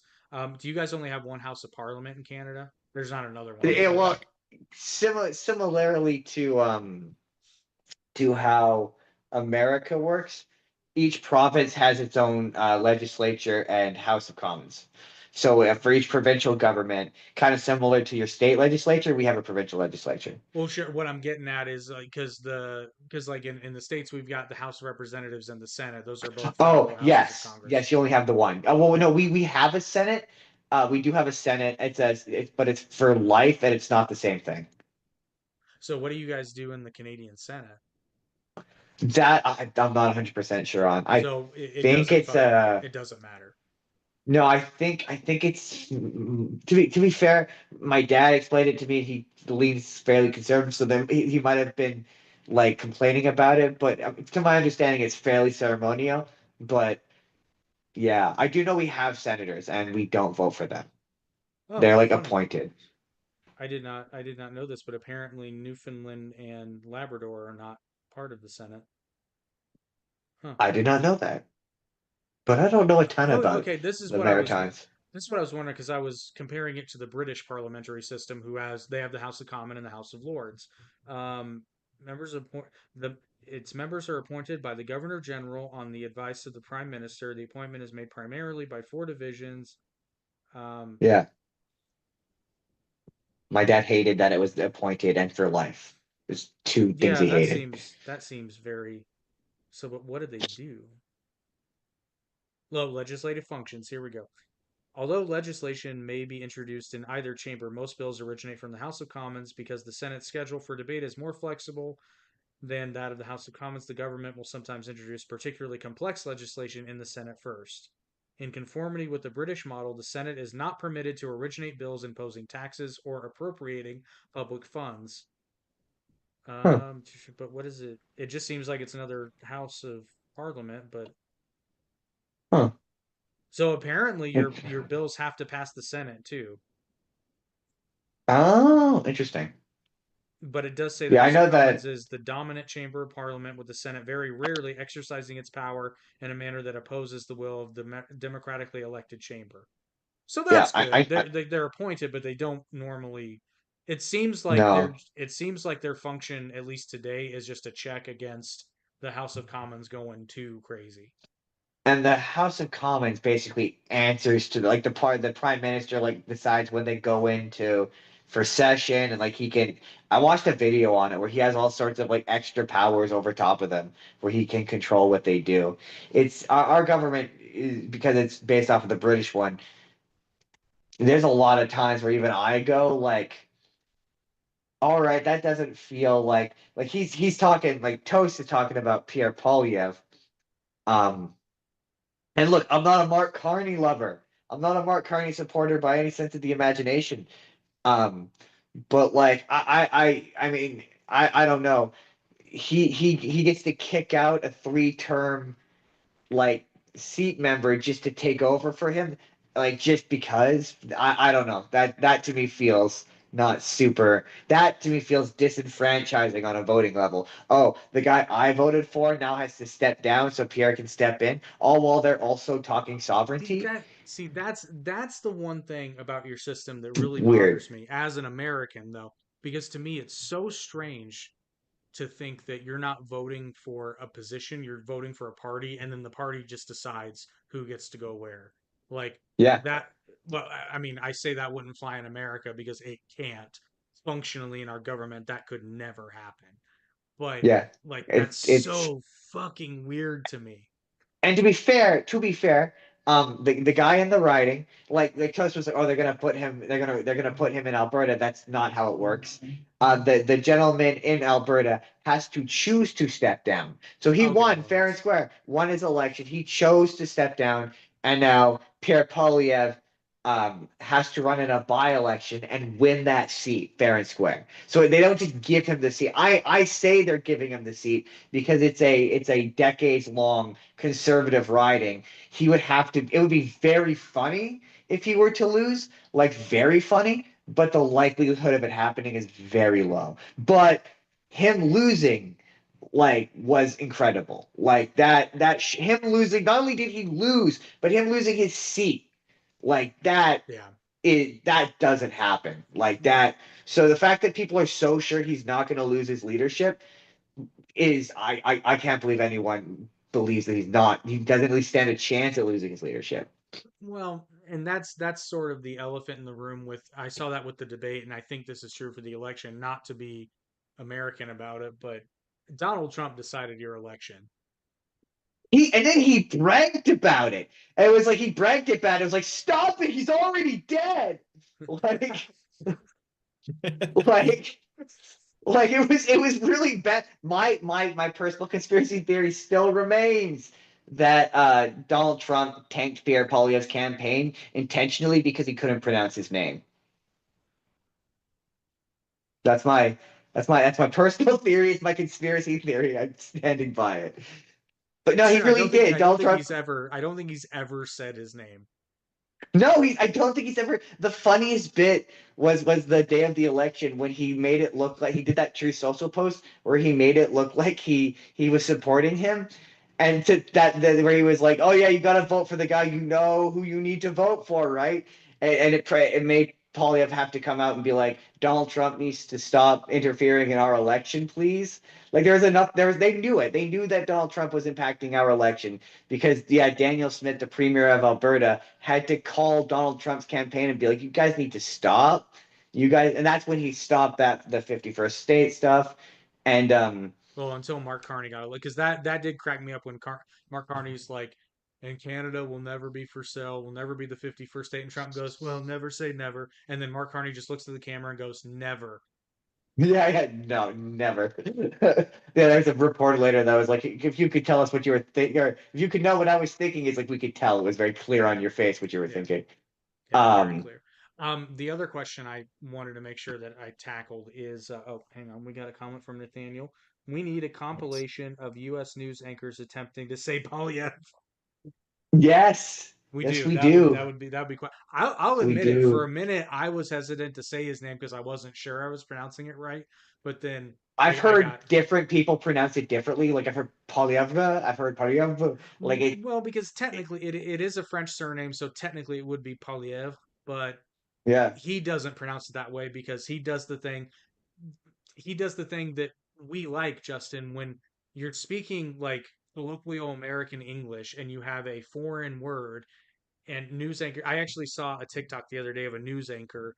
I guess somebody corrected him in his earpiece, and then he went on this kind of tirade. He's like, "No, why do we do that? Like, why do we do that? Why do we just stop and then pronounce it differently? So as to not offend people who don't even speak English. Like, what are we doing here?" Yes, And I'm that's like, fair. that's a fair point. So yeah, he pronounces it Polyev.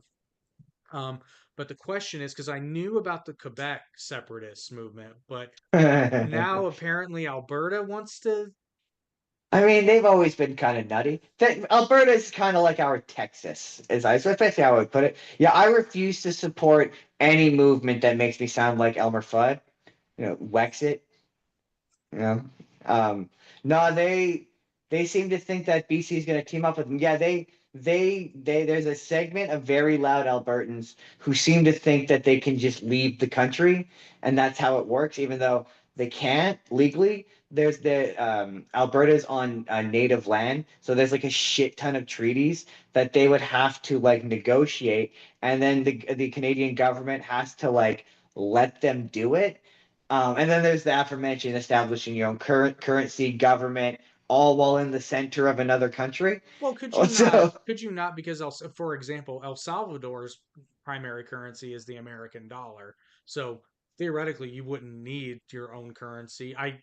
Depending upon the economic state of the country in question, you might want to, but I think the idea Canadian Big government has always Daddy. been like, fuck you, you don't get to continue to have allowance. You don't get to be like, I want to move out of the house but still get allowance. why do we not That's how they understand were that with. joke, Stoner Bros? That's what a lot of people around the states think. What? Free shit, allowance, Yeah. with what Justin was just saying. That's what, yeah, that's, I mean, you guys, I don't suppose you guys know what equalization payments are, do you? That No, but I sound that can I sounds can that infer sound that sounds like equity universal basic payments. income. Well, I don't. Someone's explained it to me before, but it's like a negotiation thing where we pay a part of our provincial taxes to the East Coast. It's like a certain percentage, and ours is higher, and we pay way more, and it goes to provinces like Ontario and Quebec, because I think it's because we make, or I think it's Alberta pays a shit ton because they make way more because of the oil, and that's why they're Fuck so that pissed. noise. Dude, That's you part guys of why pay they so want to many leave. taxes, it's ridiculous. Yeah, yeah, You have a yeah, lot of and. programs to afford, so I Well, mean, but I to be guess fair, their national debt's only $1.6 trillion, so for we know where 60 that million money's people, coming from. for only Hey, 60 million still, people though. still, So that means they have to tax the shit out of their people in order to pay for their government. That's not a good no, not flat tax. I mean, I've benefited from way too much universal health care to Flax complain tap about it. works so well. I don't understand why we don't use it. A flat tax. Yeah, So I someone don't. commented, Stoner Um, Bro said like a flat tax. I'm not really that sure. yeah, a lot of people are. I've heard a lot of people are for a flat tax with you guys. I've heard I that mean, that it, term it thrown just around. it makes sense because everybody wants to not coin the term, but they always want to say pay your fair share, and I'm like, then everybody should just pay the same. Like, doesn't matter how much you make. Like, if I make $1 million, like, why does it matter how much I pay? Like, everyone's like, oh, but it's like, did you earn that $1 million? No, I've always well, why are you operated getting on. it? technically, if you make $1 million, you are effectively paying more.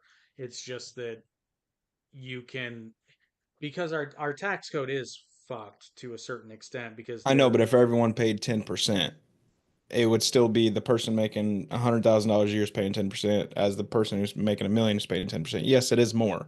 That stands to be seen. But Yeah, because 10% of uh, a million is going to be, yeah, that makes sense. exactly. Yeah. So well, the yeah, thing yeah, is, yeah. It's but an the person who makes equitable. $1 million a year, they're like, I mean, okay, 10%. All right, that's It's an better than equal. 30. Well, except that so a lot, and I'm not saying this is true for everyone, but like I agree, Stoner. like, okay, so if you're making $1 million a year, Damn straight. chances are that's not a W-2 income. It might be, but it's probably not.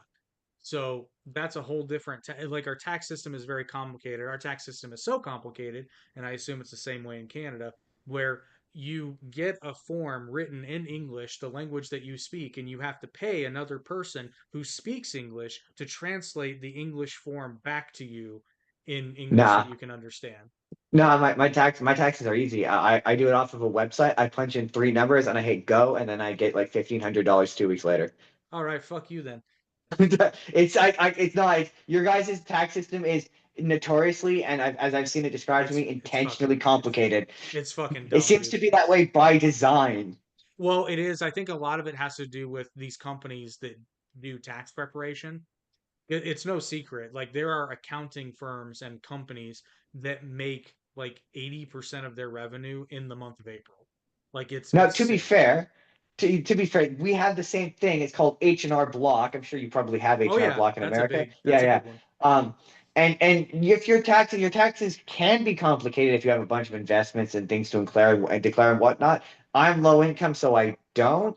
I was So gonna for me, it's say like I to be fair, we have what's called a 1040 EZ form that the vast majority of taxpayers, like if you're just a straight W-2 employee, you don't have property other than like your main house. Like if you don't have extra properties, you don't have rental income, you don't have yeah. like stocks and shit.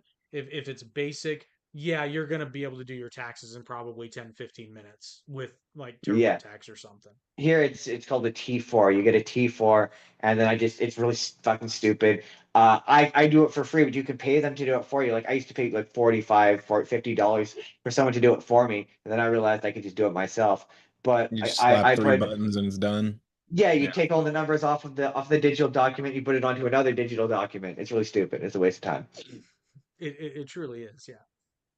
It would But be it's taxes. but here's the thing though, if you did, Eric, if you did what you're talking about and it's a flat tax and you just get a bill, there would be riots in the fucking street, even if people were paying less than what they are in the conventional tax system, because getting a bill is just I'll share a story. It's because Psychologically, you're right. it's because I misread it, right? So I pay my property taxes through my mortgage, but I get a So, statement of my property taxes, but it looks suspiciously like a bill. And Yeah, why I wouldn't bills they real just just make you take angry. why wouldn't they just take 10% out of what you earn, like I mean, each time theoretically, you yeah, that's a earn good instead point. of a Theoretically, they bill? could. Yeah, that's true. Theoretically, they could do that. Actually, yeah, that's how you would do it, frankly. And that would be a lot easier to calculate. And then you wouldn't have to fuck with like, well, how many dependents do I have? I'll If you tell you want, what, honestly, you want to get rid of all of it, just stop tax returns. Hey, hear me out. Stop if you tax want to, returns and then only 5% flat tax. Like, and that's it. Like, I mean, I'm fairly certain if everybody said, okay, I'm going to get new roads and whatnot, you're not going to give me my money back, but I'm going to get new roads. I'm going to get all these systems and whatnot and these programs. I think that sounds okay. Well, that's right. the thing I've benefited from social programs, so I'm always willing to pay a little more on my taxes for them. well, the thing that pisses me off about my taxes is I pay my taxes and my roads You are are a still saint, shit. sir. I I'm mean, a what? it tends not to equate out to that much in taxes, so for me anyway. But that's because again, I'm fairly No low matter how income. much money I make, I don't want to give it to anybody else No, other than Taco Bell. I No can't judgment. I can't complain. The IRS, well, it was the IRS didn't do fuck all, but the IRS did me good this year. But it's One of because the I have the ways that EV tax credit. oh, Nice. I love me some tax credits. The way one of the ways our tax Child system's tax credit. weird. My mom she told me she was sad I turned 18 because she no longer was receiving a child tax credit. Oh Uh, Hey, shit. it adds a Eric, lot. hey Eric, it you'll did, it did. appreciate this. You'll appreciate this. So one of the things I was warned about, even by the dealership, was that because when you buy an electric vehicle, they stick it to you on your plates because they get a lot of revenue for the roads on the gas tax, and since you're not buying gas, they hit you when you get your license plates. But what I and even the dealership didn't realize is because my car does take gas, I'm not subject to that fee. Fuck Nice. them. Hell That's yeah. Yeah, what I said. I yeah. was like, wait a minute, this is like it's a newer ish car. I'm like, wait a minute, this was supposed to be like $400, and it's not. This is fucking great. So really, That's you did awesome. nothing. You just got lucky. I mean, in that case, yes. No, I fought for my tax credit, god damn it, because holy shit, that was Were so they trying to stupid. say no or what? No, first my accountant's tax software said that I didn't qualify for the credit, and I'm like, no, I'm on the IRS's website and I clearly qualify for this credit. But then, like, they have a list of all the vehicles that qualify, but they all say consult a dealer. And then you call the dealer and they're like, well, we don't know. We're not tax professionals. So I'm like, God damn it, somebody knows. So and it's funny because I can't find it again, but I did find on the IRS website, they do have a downloadable PDF list. It's like 7 pages of all the years, makes, and models that qualify for the tax credit. And mine was on there. So I highlighted it, sent it to my accountant. I had to talk to 3 different people to get this form that the dealership was supposed to give me when I bought the car. And now I understand that sometimes they intentionally don't give them out to the customers because they're hoping the customers say fuck it and then they claim the tax credit. Oh shit. Yeah. That's sketchy. Yeah. Yeah. So apparently Your some tax system dealerships are sounds getting in trouble. fucked. Well, and that's a byproduct of how we roll out tax credits because what the federal government will do because they're so fucking smart is they're like, okay, we want to give a tax credit to electric vehicles. And I'm using this as an example, but this is actually what happened. So everybody says, great, how are we going to do it? And then they go, well, fuck, we don't know. Make them do it. Yeah, that sounds about right. Because the dealership has to send a form to the IRS when I buy a car. Yeah, why wouldn't they give you the Or, form? or you could have or here's the fucking wild idea. If you're going to give a tax credit for electric vehicles, how about you just send in your bill of sale that says whether it's an EV or not on the fucking car. That makes sense. It's Yeah, like that I makes had to sense. get this magic form that had less information than the bill of sale had, but it was the right magic form. Of It course. said all the same shit and less. I think your accountant was a hater on you as well, like No, trying she to say was that was. she got in the trenches with me because she was like, "This is No. ridiculous," and I'm like, "I know, like that's not for nothing. I'm this $4,000. Like, turns out it wasn't $4,000. It's up to $4,000, but I did okay. I did okay. Hmm, Ugh. interesting. Um, yeah, the confusing thing for me with taxes is that the government, I have a student loan with the government, and the government takes, I get tax credits, right? And they offset my tax credits and put it towards the loan. So they just automatically take whatever tax credits they would give me and just put it towards this loan. That's But actually every pretty year, cool. it is, it's great. I call it Imagine dollars because it's just money I don't think about. It's the government keeping money it was giving me anyway. And That's so then, effectively so Basically, there's they're taxing you the money, and they're just not instead of giving it back to you, they're just going to keep it. right. yeah. But so then when it comes time to do taxes, I can declare what I've paid towards my student loans on my taxes and get money off my taxes. But it's not my money.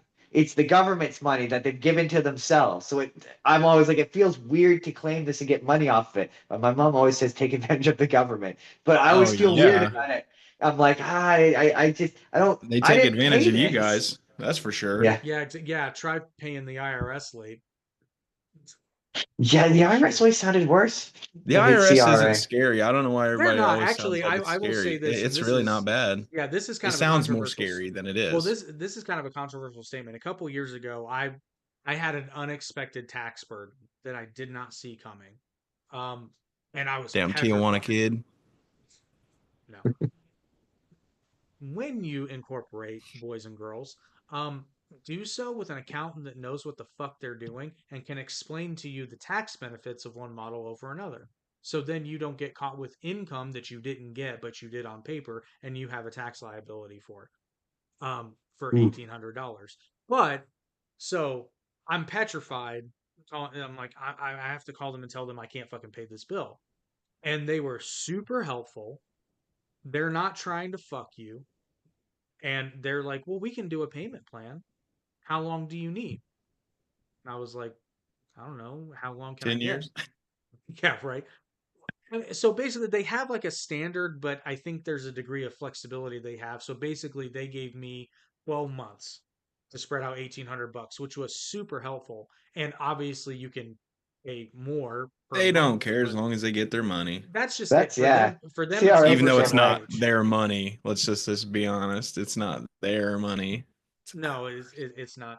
But what Justin's I hate talking about is taxes. is is effectively what they're doing, which I don't like this system, but I'm gonna defend the Trump administration a little bit here because they've been catching a lot of hate because they're going to start resuming sending student loan holders that are in default to collections.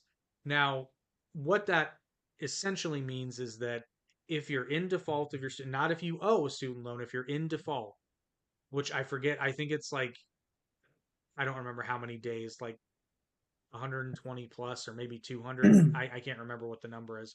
But if you haven't made a payment in a very long time, um, essentially what they're going to do now, there is talk about garnishing wages, which they can do, but it seems like what they're going to be doing is withholding government benefits and tax returns. And that's what they're going to do. Oh. So, well, but that was standard operating procedure till COVID, though. That's what everybody has fucking forgotten. Yeah. And it was Yeah, yeah, Yeah. yeah. actually They cut it all it, off. well, it was actually Trump that put a temporary moratorium on it, and then Biden extended it. But that was business as usual before 2021. Like Hmm. that was a Yeah. normal thing that happened, right? Yeah, I heard that. I heard that, yeah, this is what it was like before. Which, hey, like, it sounds cold, but that's the system you've got. Well, I keep saying there's a lot of things they can do about student. The problem is the Republicans don't want to do anything, and the Democrats want to erase it. And it's like, no, People should just pay what they borrow. that's what I'm saying. There's a middle option that would make both sides happy. Is like, okay, I've heard some of these examples, right? Somebody takes out a $60,000 student loan. 10 years later, they paid off their principal, but because of the interest, they owe like $80,000. It's like, just get rid of the interest. Just Yeah. That's pay it. back That's it. Just get pay rid of the back the interest. principal. Pay back the principal. I think it is fundamentally wrong for the federal government to be making money off interest on student loans. I The think it was federal wrong for government, them to loan out money in the first well, place. I agree, right? Back And it. what everybody keeps saying though is like, well, you signed the form. I'm like, yeah, and 18-year-olds do stupid shit every day. Wasn't I didn't sign that form. Well, Fuck no. I know you didn't. I almost did, and I was like, no, I'm good. I'll just get a job. wasn't the idea, correct me if I'm wrong in this, wasn't the idea to put in low interest student loans to help increase the kids going to post secondary? Like it was started off with like, and then they ballooned to crazy high interest rates. And there's Tuition so ballooned, many and they're still not crazy high. I think the average is about 4 to 6%, but on a loan balance of some of these people have 100, which I don't even know how the fuck they got approved for this. Like I heard one story, and this is government. probably, well, it's probably hyperbolic, but somebody had, actually no, it's not hyperbolic. It was on the Dave Ramsey show, so I think it's legit. Somebody had $120,000 of student loan debt, and they were a social worker. How the fuck does that even happen? How does that happen? Yeah, and even then, they probably didn't even have a job remotely to anything of what they were doing in Well, college. I think the average social worker makes like $32,000 a year. So I mean, I yeah, it's not the kind of job you go into for the money. well, I also don't understand. Like, do you? I could be wrong here. I'm not minimizing social workers, but like, does one really need a bachelor's degree or a What what master's what degree did for this Ben shit? Shapiro always say? Lesbian dance theory. Yeah, which I don't like that example because that's hyperbolic, and I think It's it just takes away funny. from your point. But I no, get it. like It's funny. It's I funny. I heard it so many times. I was like, you can stop saying that now. Like it's not It funny. was funny the It lost first it after the time, first couple times. but yeah, but yeah. Where was I going with that? So yeah, I don't understand why. Well, there's a lot. 80% of the political problems in this country could be done away with or solved via some sort of compromise, and that's one of them. Like that's pretty obvious because I can't think of, and I actually, because I amended this. It was actually in an episode we did. I think it was like 5 compromises Trump could make to be one of the greatest presidents ever. And because the one pushback I generally get on that idea I have of forgiving the interest is like, well, what about if I paid off my student loans? I'm like, you know what? You're right. So the year this goes into effect, you get a $10,000 tax credit. That seems fair. Sure. That's it. But that would sort of involve Trump I'd be having okay with that. the capacity to compromise. Well, I mean, that's kind of that's the tongue-in-cheek nature of that episode. But Trump fascinatingly has made the world substantially more liberal, which is interesting, which is why I still maintain your country is going to see some liberalism. Like everyone's like the left is dead and all that stuff is dead. And I don't know. I think they're I just th- I think I think you're right worldwide because like even there were some. Are you frozen, Eric? Or it's just like yeah, you're frozen, buddy. You're very happy about it though. Anyway, I'm assuming he can still hear me. Um, I think you're right about the world because like even there were some indications that like more right-leaning parties were going to win in Germany and that didn't happen either. no same. Yeah, I think what you're going to see in the States, though, is I think you're going to see a return to the middle because I've been saying this for ages. The left, Donald Trump won this election because the left just went too far. They started And doing nutty shit. I think he's doing the same thing. Oh, He's pushing things too far, right? We lost him. I'll invite him back. I don't know what happened there, but yeah, now and that's what I was afraid of because I said this as Trump was talking about running and then running again. I said, but what they're going to do because the Republicans do this every time. The Republicans get their gun and they get their sights on the thing they should be aiming at, and then they turn the gun and point it and they put it in their mouths, and then they fire because they just as a party they See, just can't help themselves.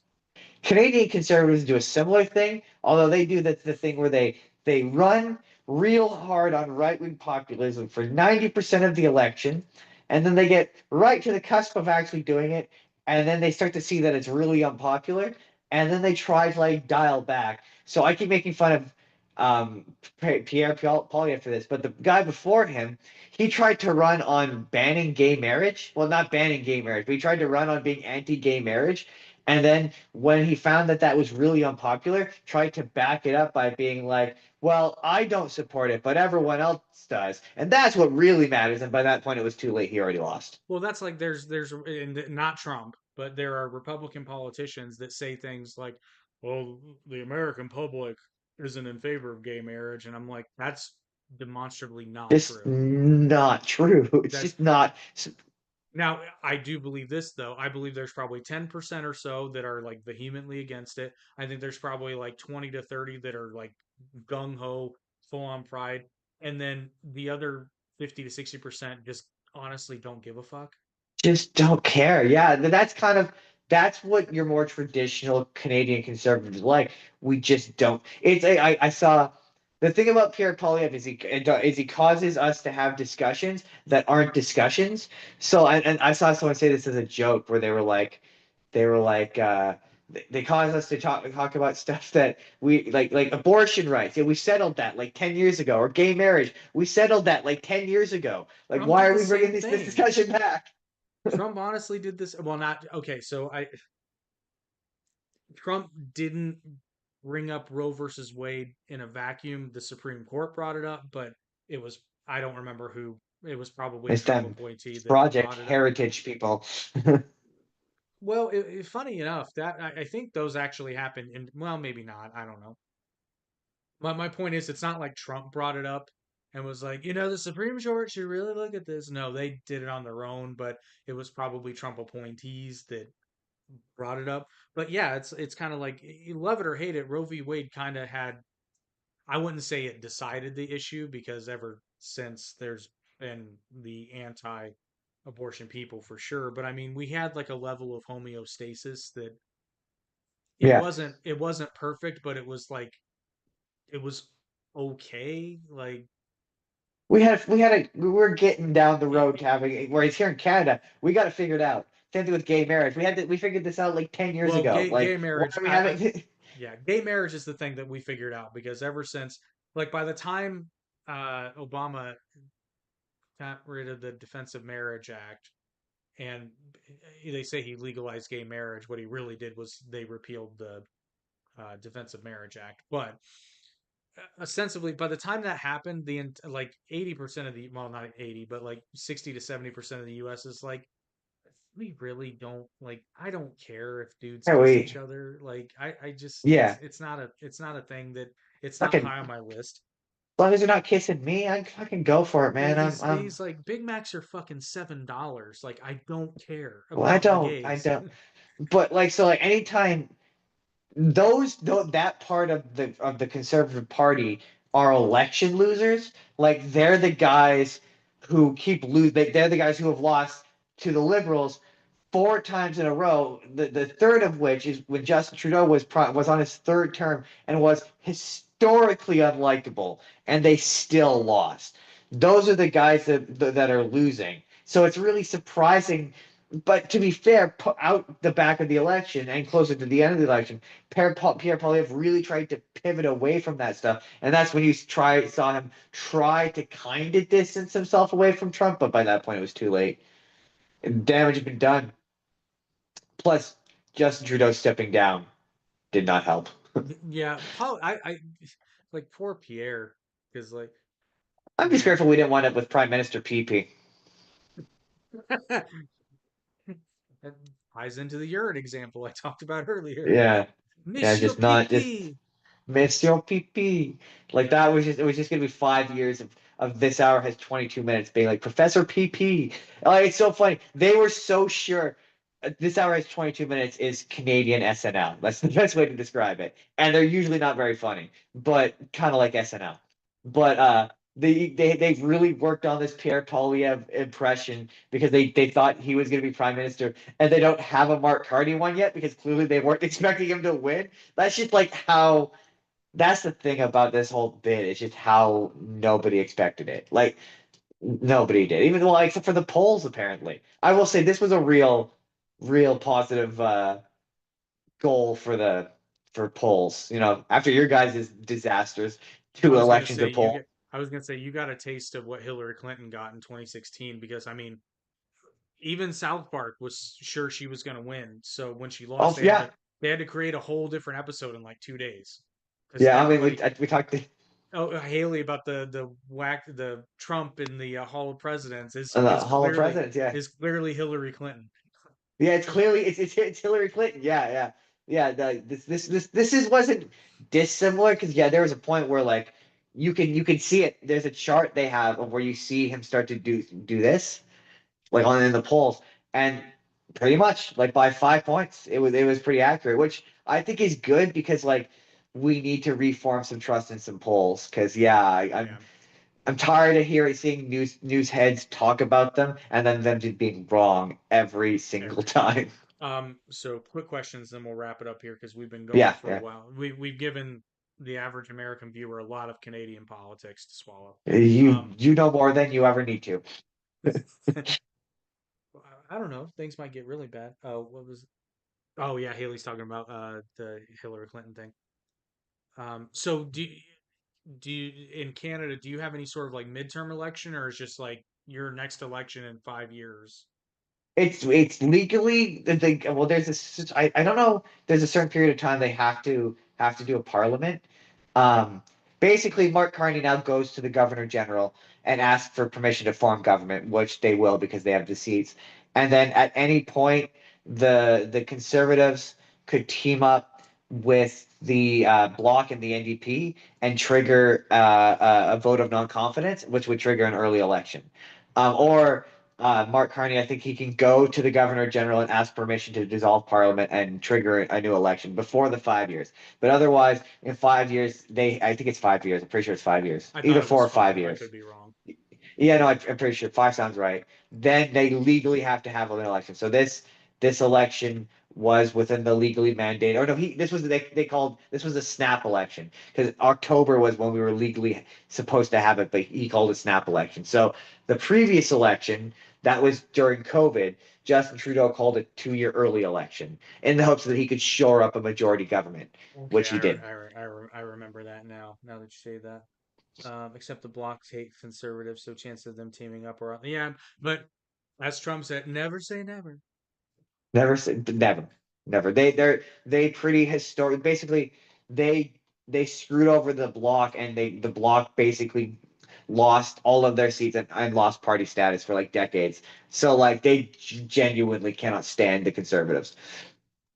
And yeah, Right. and the NDP will never side. But there's been talk that for breaking ranks that the conservatives may conciliatory and work with the liberals on some bills, which kind of indicates to me that yeah, this never liberal, never conservative. Again, your guys' current style of you have to hate the Republicans or you have to hate the Democrats no matter what they do. Style of politics, I think, is on the way out. I think you're right. That's my point. Is Yeah, I think in it, I think it will.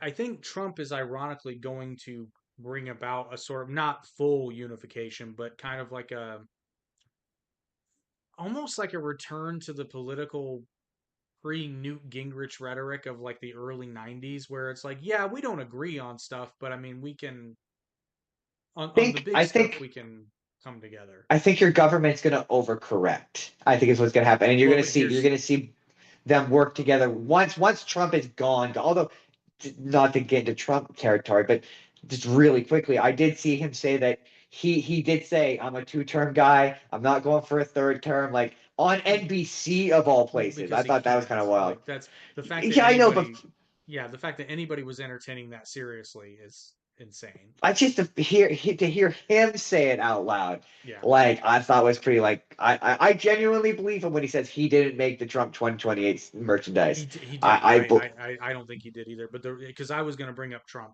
because here's what I think is going to happen. Right. I think that in 2026 there's going to be a blue wave. They're not going to get a huge majority, but they're going to take at least one House of select Congress, probably both, if I had to guess. yeah. And it's going to be 2 years of fucking nothing getting done. I do think they're going to impeach Trump. I don't. It depends on what they try to impeach him for. But here's the thing, and that's why I keep saying Trump needs to just fucking cool it Do you because think there's a chance of him being removed I think there's certainly a chance after the freely? well, okay. So here's the thing, like he's shitting out executive orders, and he's basically either intentionally or accidentally trying to overwhelm the court system, and he's failing because there's like 94 federal federal court circuits and there's one executive branch, like you're outnumbered, bro, and it only takes one judge to fuck you over. So Yeah. I don't know how you thought that was going to work, especially since Huh. some of these judges go back to the fucking Bush administration and Obama administration. So, Reagan oh, era that's right, judges yeah, were blocking Reagan, him. Reagan. So yeah, you're Reagan. right. Yeah, some of these go back way further. So I don't know how you figured you were going to get that one out of the gate. Now, I honestly hope Trump doesn't get impeached because I think that's just going to increase the political divide. And what I want to happen is I just want to get because unless Trump does like a complete 180 like this year, I don't think you're going to avoid that blue wave. It's just he's pissing off too many people. Even certain Republicans are like, nah, this isn't what I signed up for. Like, I signed up for smaller government and less government spending, and this is not it. When before I got on with you, I saw I don't know his name, black fellow Kane. Kane. He had a cane, old black fellow. He was introducing, but looked like he was introducing articles of impeachment. Oh yeah, I don't want another impeachment. It's a waste of fucking time. If they can't get anyone in the Senate to remove, that's why waste of they're not. time. Well, that's why they're he introduced them, but they're not being entered yet because they're gonna wait because I think finally Democrats are gonna be fucking smart and they're gonna wait until they have a majority in the Senate, a bigger majority in the Senate. I think dude, my thing is I think MAGA Republicans, I think they're done. Like I I agree. don't I That's what I'm getting at. So, yeah. but here's sort of like the weird blessing. So Trump winning in 2024 by the any Democrat who's not just a complete ideologue or idiot, like Gavin Newsom's one of these people, right? He's Yeah, oh doing yeah, a yeah. he's doing a podcast now whose sole purpose is to disassociate himself from the radical left, which is funny because he was a part of it. But I think, see, he's just a politician. I think he goes where the Oh wind yeah. blows, and at the time it seemed like, at least from a Californian politician's perspective, it seemed like I shouldn't say radical, but the more left you went, kind of the more ingratiated you were. Trump proved that narrative false because the middle of America, by a resounding number, said, no, you've gone too far. Like, I was fine with the gay marriage. I was fine with like some aspects of this welfare state, but some of the shit you guys are talking about is just too far for me. Like, you're I not letting us swear catch up. your country is fundamentally center right like us, It but you have is. somehow let far right ideologues hijack your system. It's so weird. Like a lot of that Heritage Foundation stuff is so unpopular, but somehow those guys keep winning. It doesn't make any sense to me. But that stuff Well, is like here's statistically unpopular across your country and well in my here's country. here's how it makes sense. And this is one example. I'm not picking on, but this was one of the big ones. So when you say things like, so Kamala proposed, and it was never going to happen, but like it was a proposal. When she proposed a tax on unearned income, that's stupid on its face. And only like the super, like, I think there are even socialists who thought that was a bad fucking idea because it just doesn't Yeah. make sense on like a realistic level. But then some of these people who, like, there was a judge nominee who was testifying before the Senate, and she was asked a basic question of like, she was asked, what is a woman? And she could not give an answer. Like, that's the kind of shit that the middle 80% of Americans are like, listen, It's I'm all for like living that live, but that's kind of fucking stupid. well, like to bring it back to, so you talked about Jugmeat and how he was like free stuff, free stuff, free stuff. That's where that's where the NDP loses me a lot of the time because Jugmeat Singh will be like, here's my idea. It's a great, lovely idea in fairy tale land. And then I go, great, Jugmeat, that's a great idea. How do you plan to do that? And then he goes, and here's another great, and you're like, but no, no, no, come back, come back, come Come back, back. Jug Meat. Whereas We're like, not done here. and it's the same, right? And it was the same thing with a lot of Pierre was a lot of the same way, where he'd be like, this thing bad, but he wouldn't be like, how do I do a better thing? He'd just be like, this thing bad. That was his big thing early on. Justin Trudeau thing bad, but he wouldn't be like Pierre Poilievre thing good. He started to do that a little bit more recently, but it wasn't. And so with Mark Carney, the reason why I was more inclined because he would be like, "Here's my plan." You could argue the merits of his plan. You But could it's a argue, plan. but it's a plan, right? And like his first thing he did was like, "I'm going to adjust the dental care and make it better." So like he's kind of doing the progressive socialist thing better than the NDP, but with a little more fiscal conservatism, which is kind of what I want. Which is why Well, I'm a bit more Mark Carney. he's following the mantra of conservatism, which this is a Ben Shapiro, but it's a funny way of saying it, but it's kind of right. He's like, conservatism is a hard sell because when most people are picketing with signs, they say, what do we want, blank, when do we want it now? And then he says the problem with conservatism is, what do we want? Slow incremental change. When do we want it? A few years from now. Yeah, pretty much. But also, we're patient, and it's gonna work because it kind of seemed to work. They like I don't know. I like that. Yeah, they I think they're called the CB or the Reform Party, but they're very much that's our Heritage Foundation nonsense. Like, and they're very powerful and they're very effective. So, but yeah, I just don't agree with that Yeah, form of well, government. And I think Mark Carney is a Donald Trump without the personality. I mean, Early honestly, thoughts. Ask me again in a you don't year. remember, did I say this to you? I said this to somebody and I said, I'm not gonna lie, I think that Canada elected the Canadian Donald Trump with a Yeah, totally everyone kept different, calling. yeah, with a totally different rhetoric set, but I mean, Yeah, was it Stephen Colbert had Justin Trudeau on, and they called Pierre Poilievre the Canadian Donald Trump, and he's just not. no, He's no. just not. He's No, just he's the not. Canadian Ron DeSantis. Yes, that's a way better. Yeah, but what we're seeing out the back of it is, yeah, you saw the change. You saw him trying to rebrand and be like, "Oh, I'm Oh a man God, of the people." he sounded like Barack Obama. And that's what Canadians kind of want. We don't want, again, no offense, we don't want Donald Trump. And that's just anything Clearly. that sounds like, yeah, anything that sounds like Donald Trump, we don't want. And that hurt him. And it's hurting conservative politicians. I mean, we talked on my thing, but in Australia, same deal. They're conservative liberal party. Anyway, we don't have time for that. But they also same deal. Their conservative party lost because they didn't want a Donald Trump, and I think that's the impact you're going to see from your guy across the world. And also, yeah, Yeah, I think it's Gavin, you'll probably get ready for President Gavin Newsom. That's what I'm saying. you know People are what's funny? saying people are saying President AOC, and No, I'm a left leaning guy, Jake, and even I'm like, there's no. no way.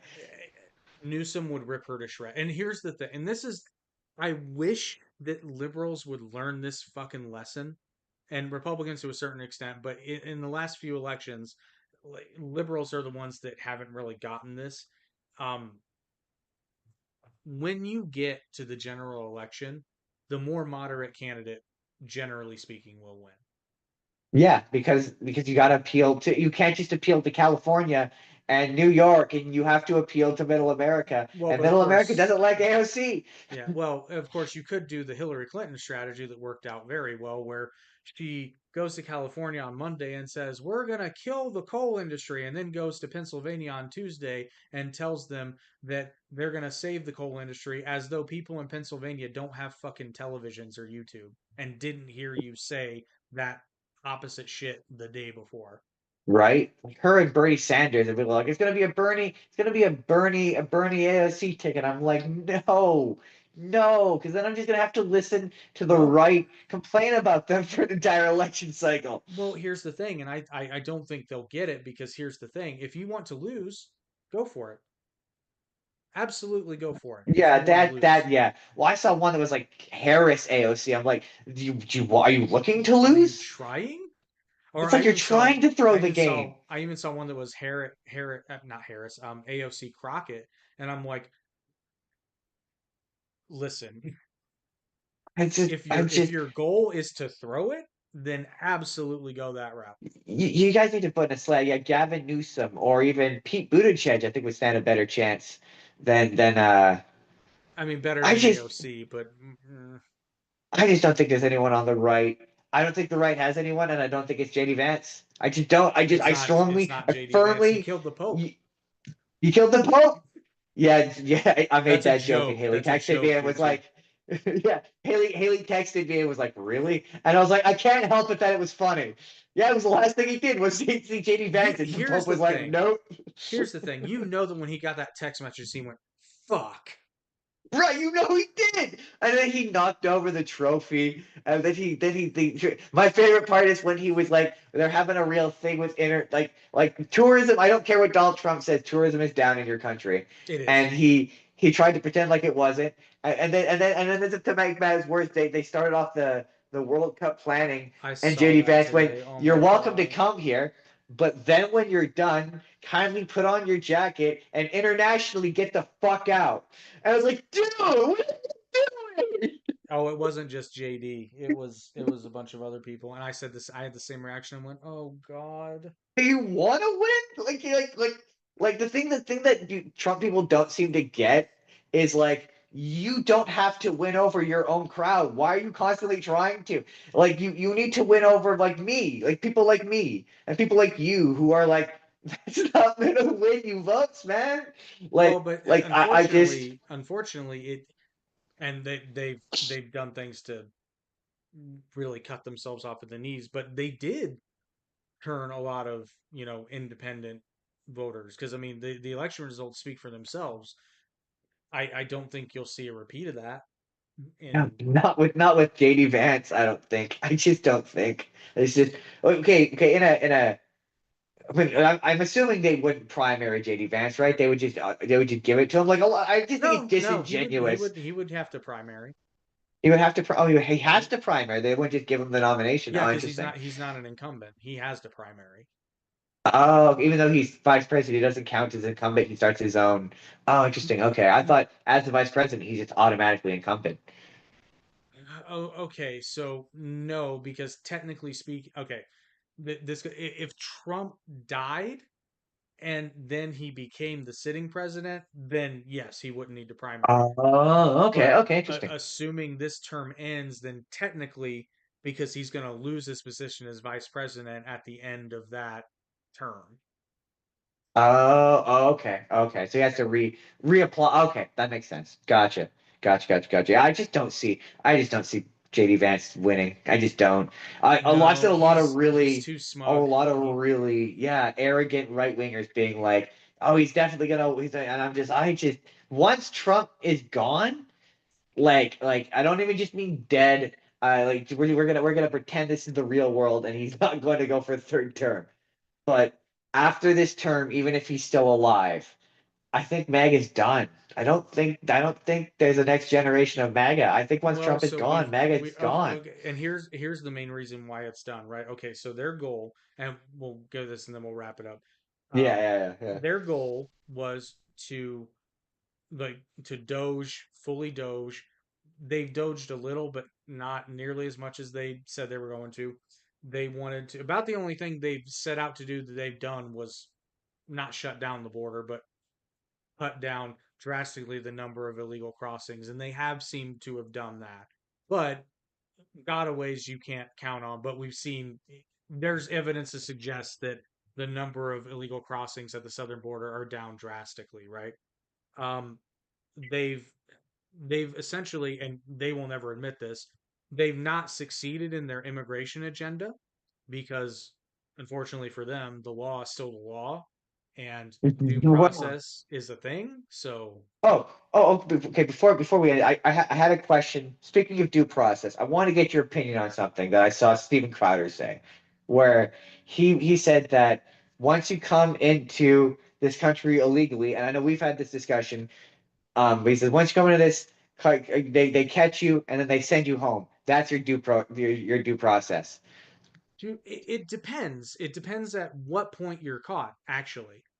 If you're apprehended at the border, technically, yes, you are subject to potential expedited removal. However, if you're caught and then you claim asylum, there's a legal process that you have to go through. Now, you're not automatically granted asylum. You have a hearing, and they have steps they can do where they can make you. I think they brought back remain in Mexico, for example, but like there's things that potentially you could do, or it just depends on the situation. But I'm talking about like the people that were already here and either didn't have status or lost status. That's the one that really pisses me off is the people who lost status because of things that the Trump administration has done because they were here on a legal status or on the path to a legal status and then the Trump administration attempted to cut out certain things and then it's like, well, fuck you, dude. Like, I mean, for me, it's the sending. What it's the being able to send American citizens that starts to make me feel well, uncomfortable. technically they can't send American citizens yet. They're trying, but Also, it was definitely Photoshop. I was absolutely Photoshop. I watched that fucking interview. So Ben Shapiro, shame on you because you lied on your show. You flat out lied because you brought that up and you said that's not what Trump was saying. I watched that interview. That's As what he was exactly what saying. Trump said. There was no confusion. Trump literally, or at least he's indicating that he thinks He that that actually said MS-13. Yeah, he's had so many senior moments on television. Like I know I make fun of him a lot, but I've had that kind of was like, come on, Well, Terry, did I you can explain it. Terry? I can explain it. Trump has actually not seen the image. He's only been told about it. Oh, I'm sure. Yeah, I'm sure he hasn't. Or maybe he did and he really doesn't understand what Photoshop is. I could believe he just as a 78-year-old man doesn't Bro, understand what dude, Photoshop that is. wasn't even Photoshop. That was Microsoft Paint. Like that was I such mean, it was like such an I don't know, abysmally like bad job. I genuinely don't think he's ever used a computer because there's a moment in another interview where he was talking about Barron and how Barron's so good with computers he knows how to turn them on even though I've turned them off and I'm like I've had this conversation with my grandparents and like that's cool he's allowed to be a grandparent but like do we need a grandparent as president? That's my Well, I that's mean, my that's what. we had Biden, and I Do mean, we need another grandparent as president? no, but I'll tell you what, though, it's gonna feel weird going back to somebody in their 40s or 50s. It's gonna be I really know, fucking right? weird. You're gonna be like, oh my God, it's a president who can stay up past 9. Holy crap! If we got somebody who was 35, we'd be like, oh, look at the baby. What? Just like I think someone went, look at how spry Mark Carney is at 60. Like, and I was maybe depressed. I'm like, yeah, he does look very youthful at the ripe old age of 60. God, you guys live in a meritocracy. Like you Well, just do. we live in a meritocracy. A meritocracy of old people. Oh Lord. A gerontocracy is more like it. But anyway, thank you everyone for enjoying this episode of the Average Intelligence Podcast. Thanks for sticking it out, everybody who stuck out to the end. I see you. I mean, not see you specifically, but I see the number that indicates you. So Where were you there? I see you in spirit. Hopefully, you're a little bit less average and a little bit more intelligent. And tonight, that might have actually happened. So You might be please, Canadian intelligent now. Averagely. And I'm of average Canadian intelligence. for some reason, that seems better. I don't know why. But if you haven't already, please like, share, and subscribe, and check out our sponsors. And we will see you guys next week. When actually next week's going to be fun because Eric is going to pick his top 5 conspiracy theories, and we're going to debate/discuss them. So that one's going to be a fun one. It's going Ooh, to be that fun. is fun. I'll be tuning in for that.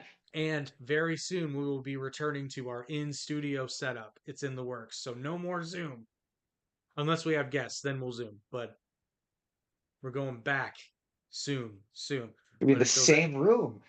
yeah, it'll be weird. It'll be like after COVID, it'll be like, I'm seeing colors again. But we will see you guys next week. Until then, go watch some of our older podcasts. We got to get that watch time up. Help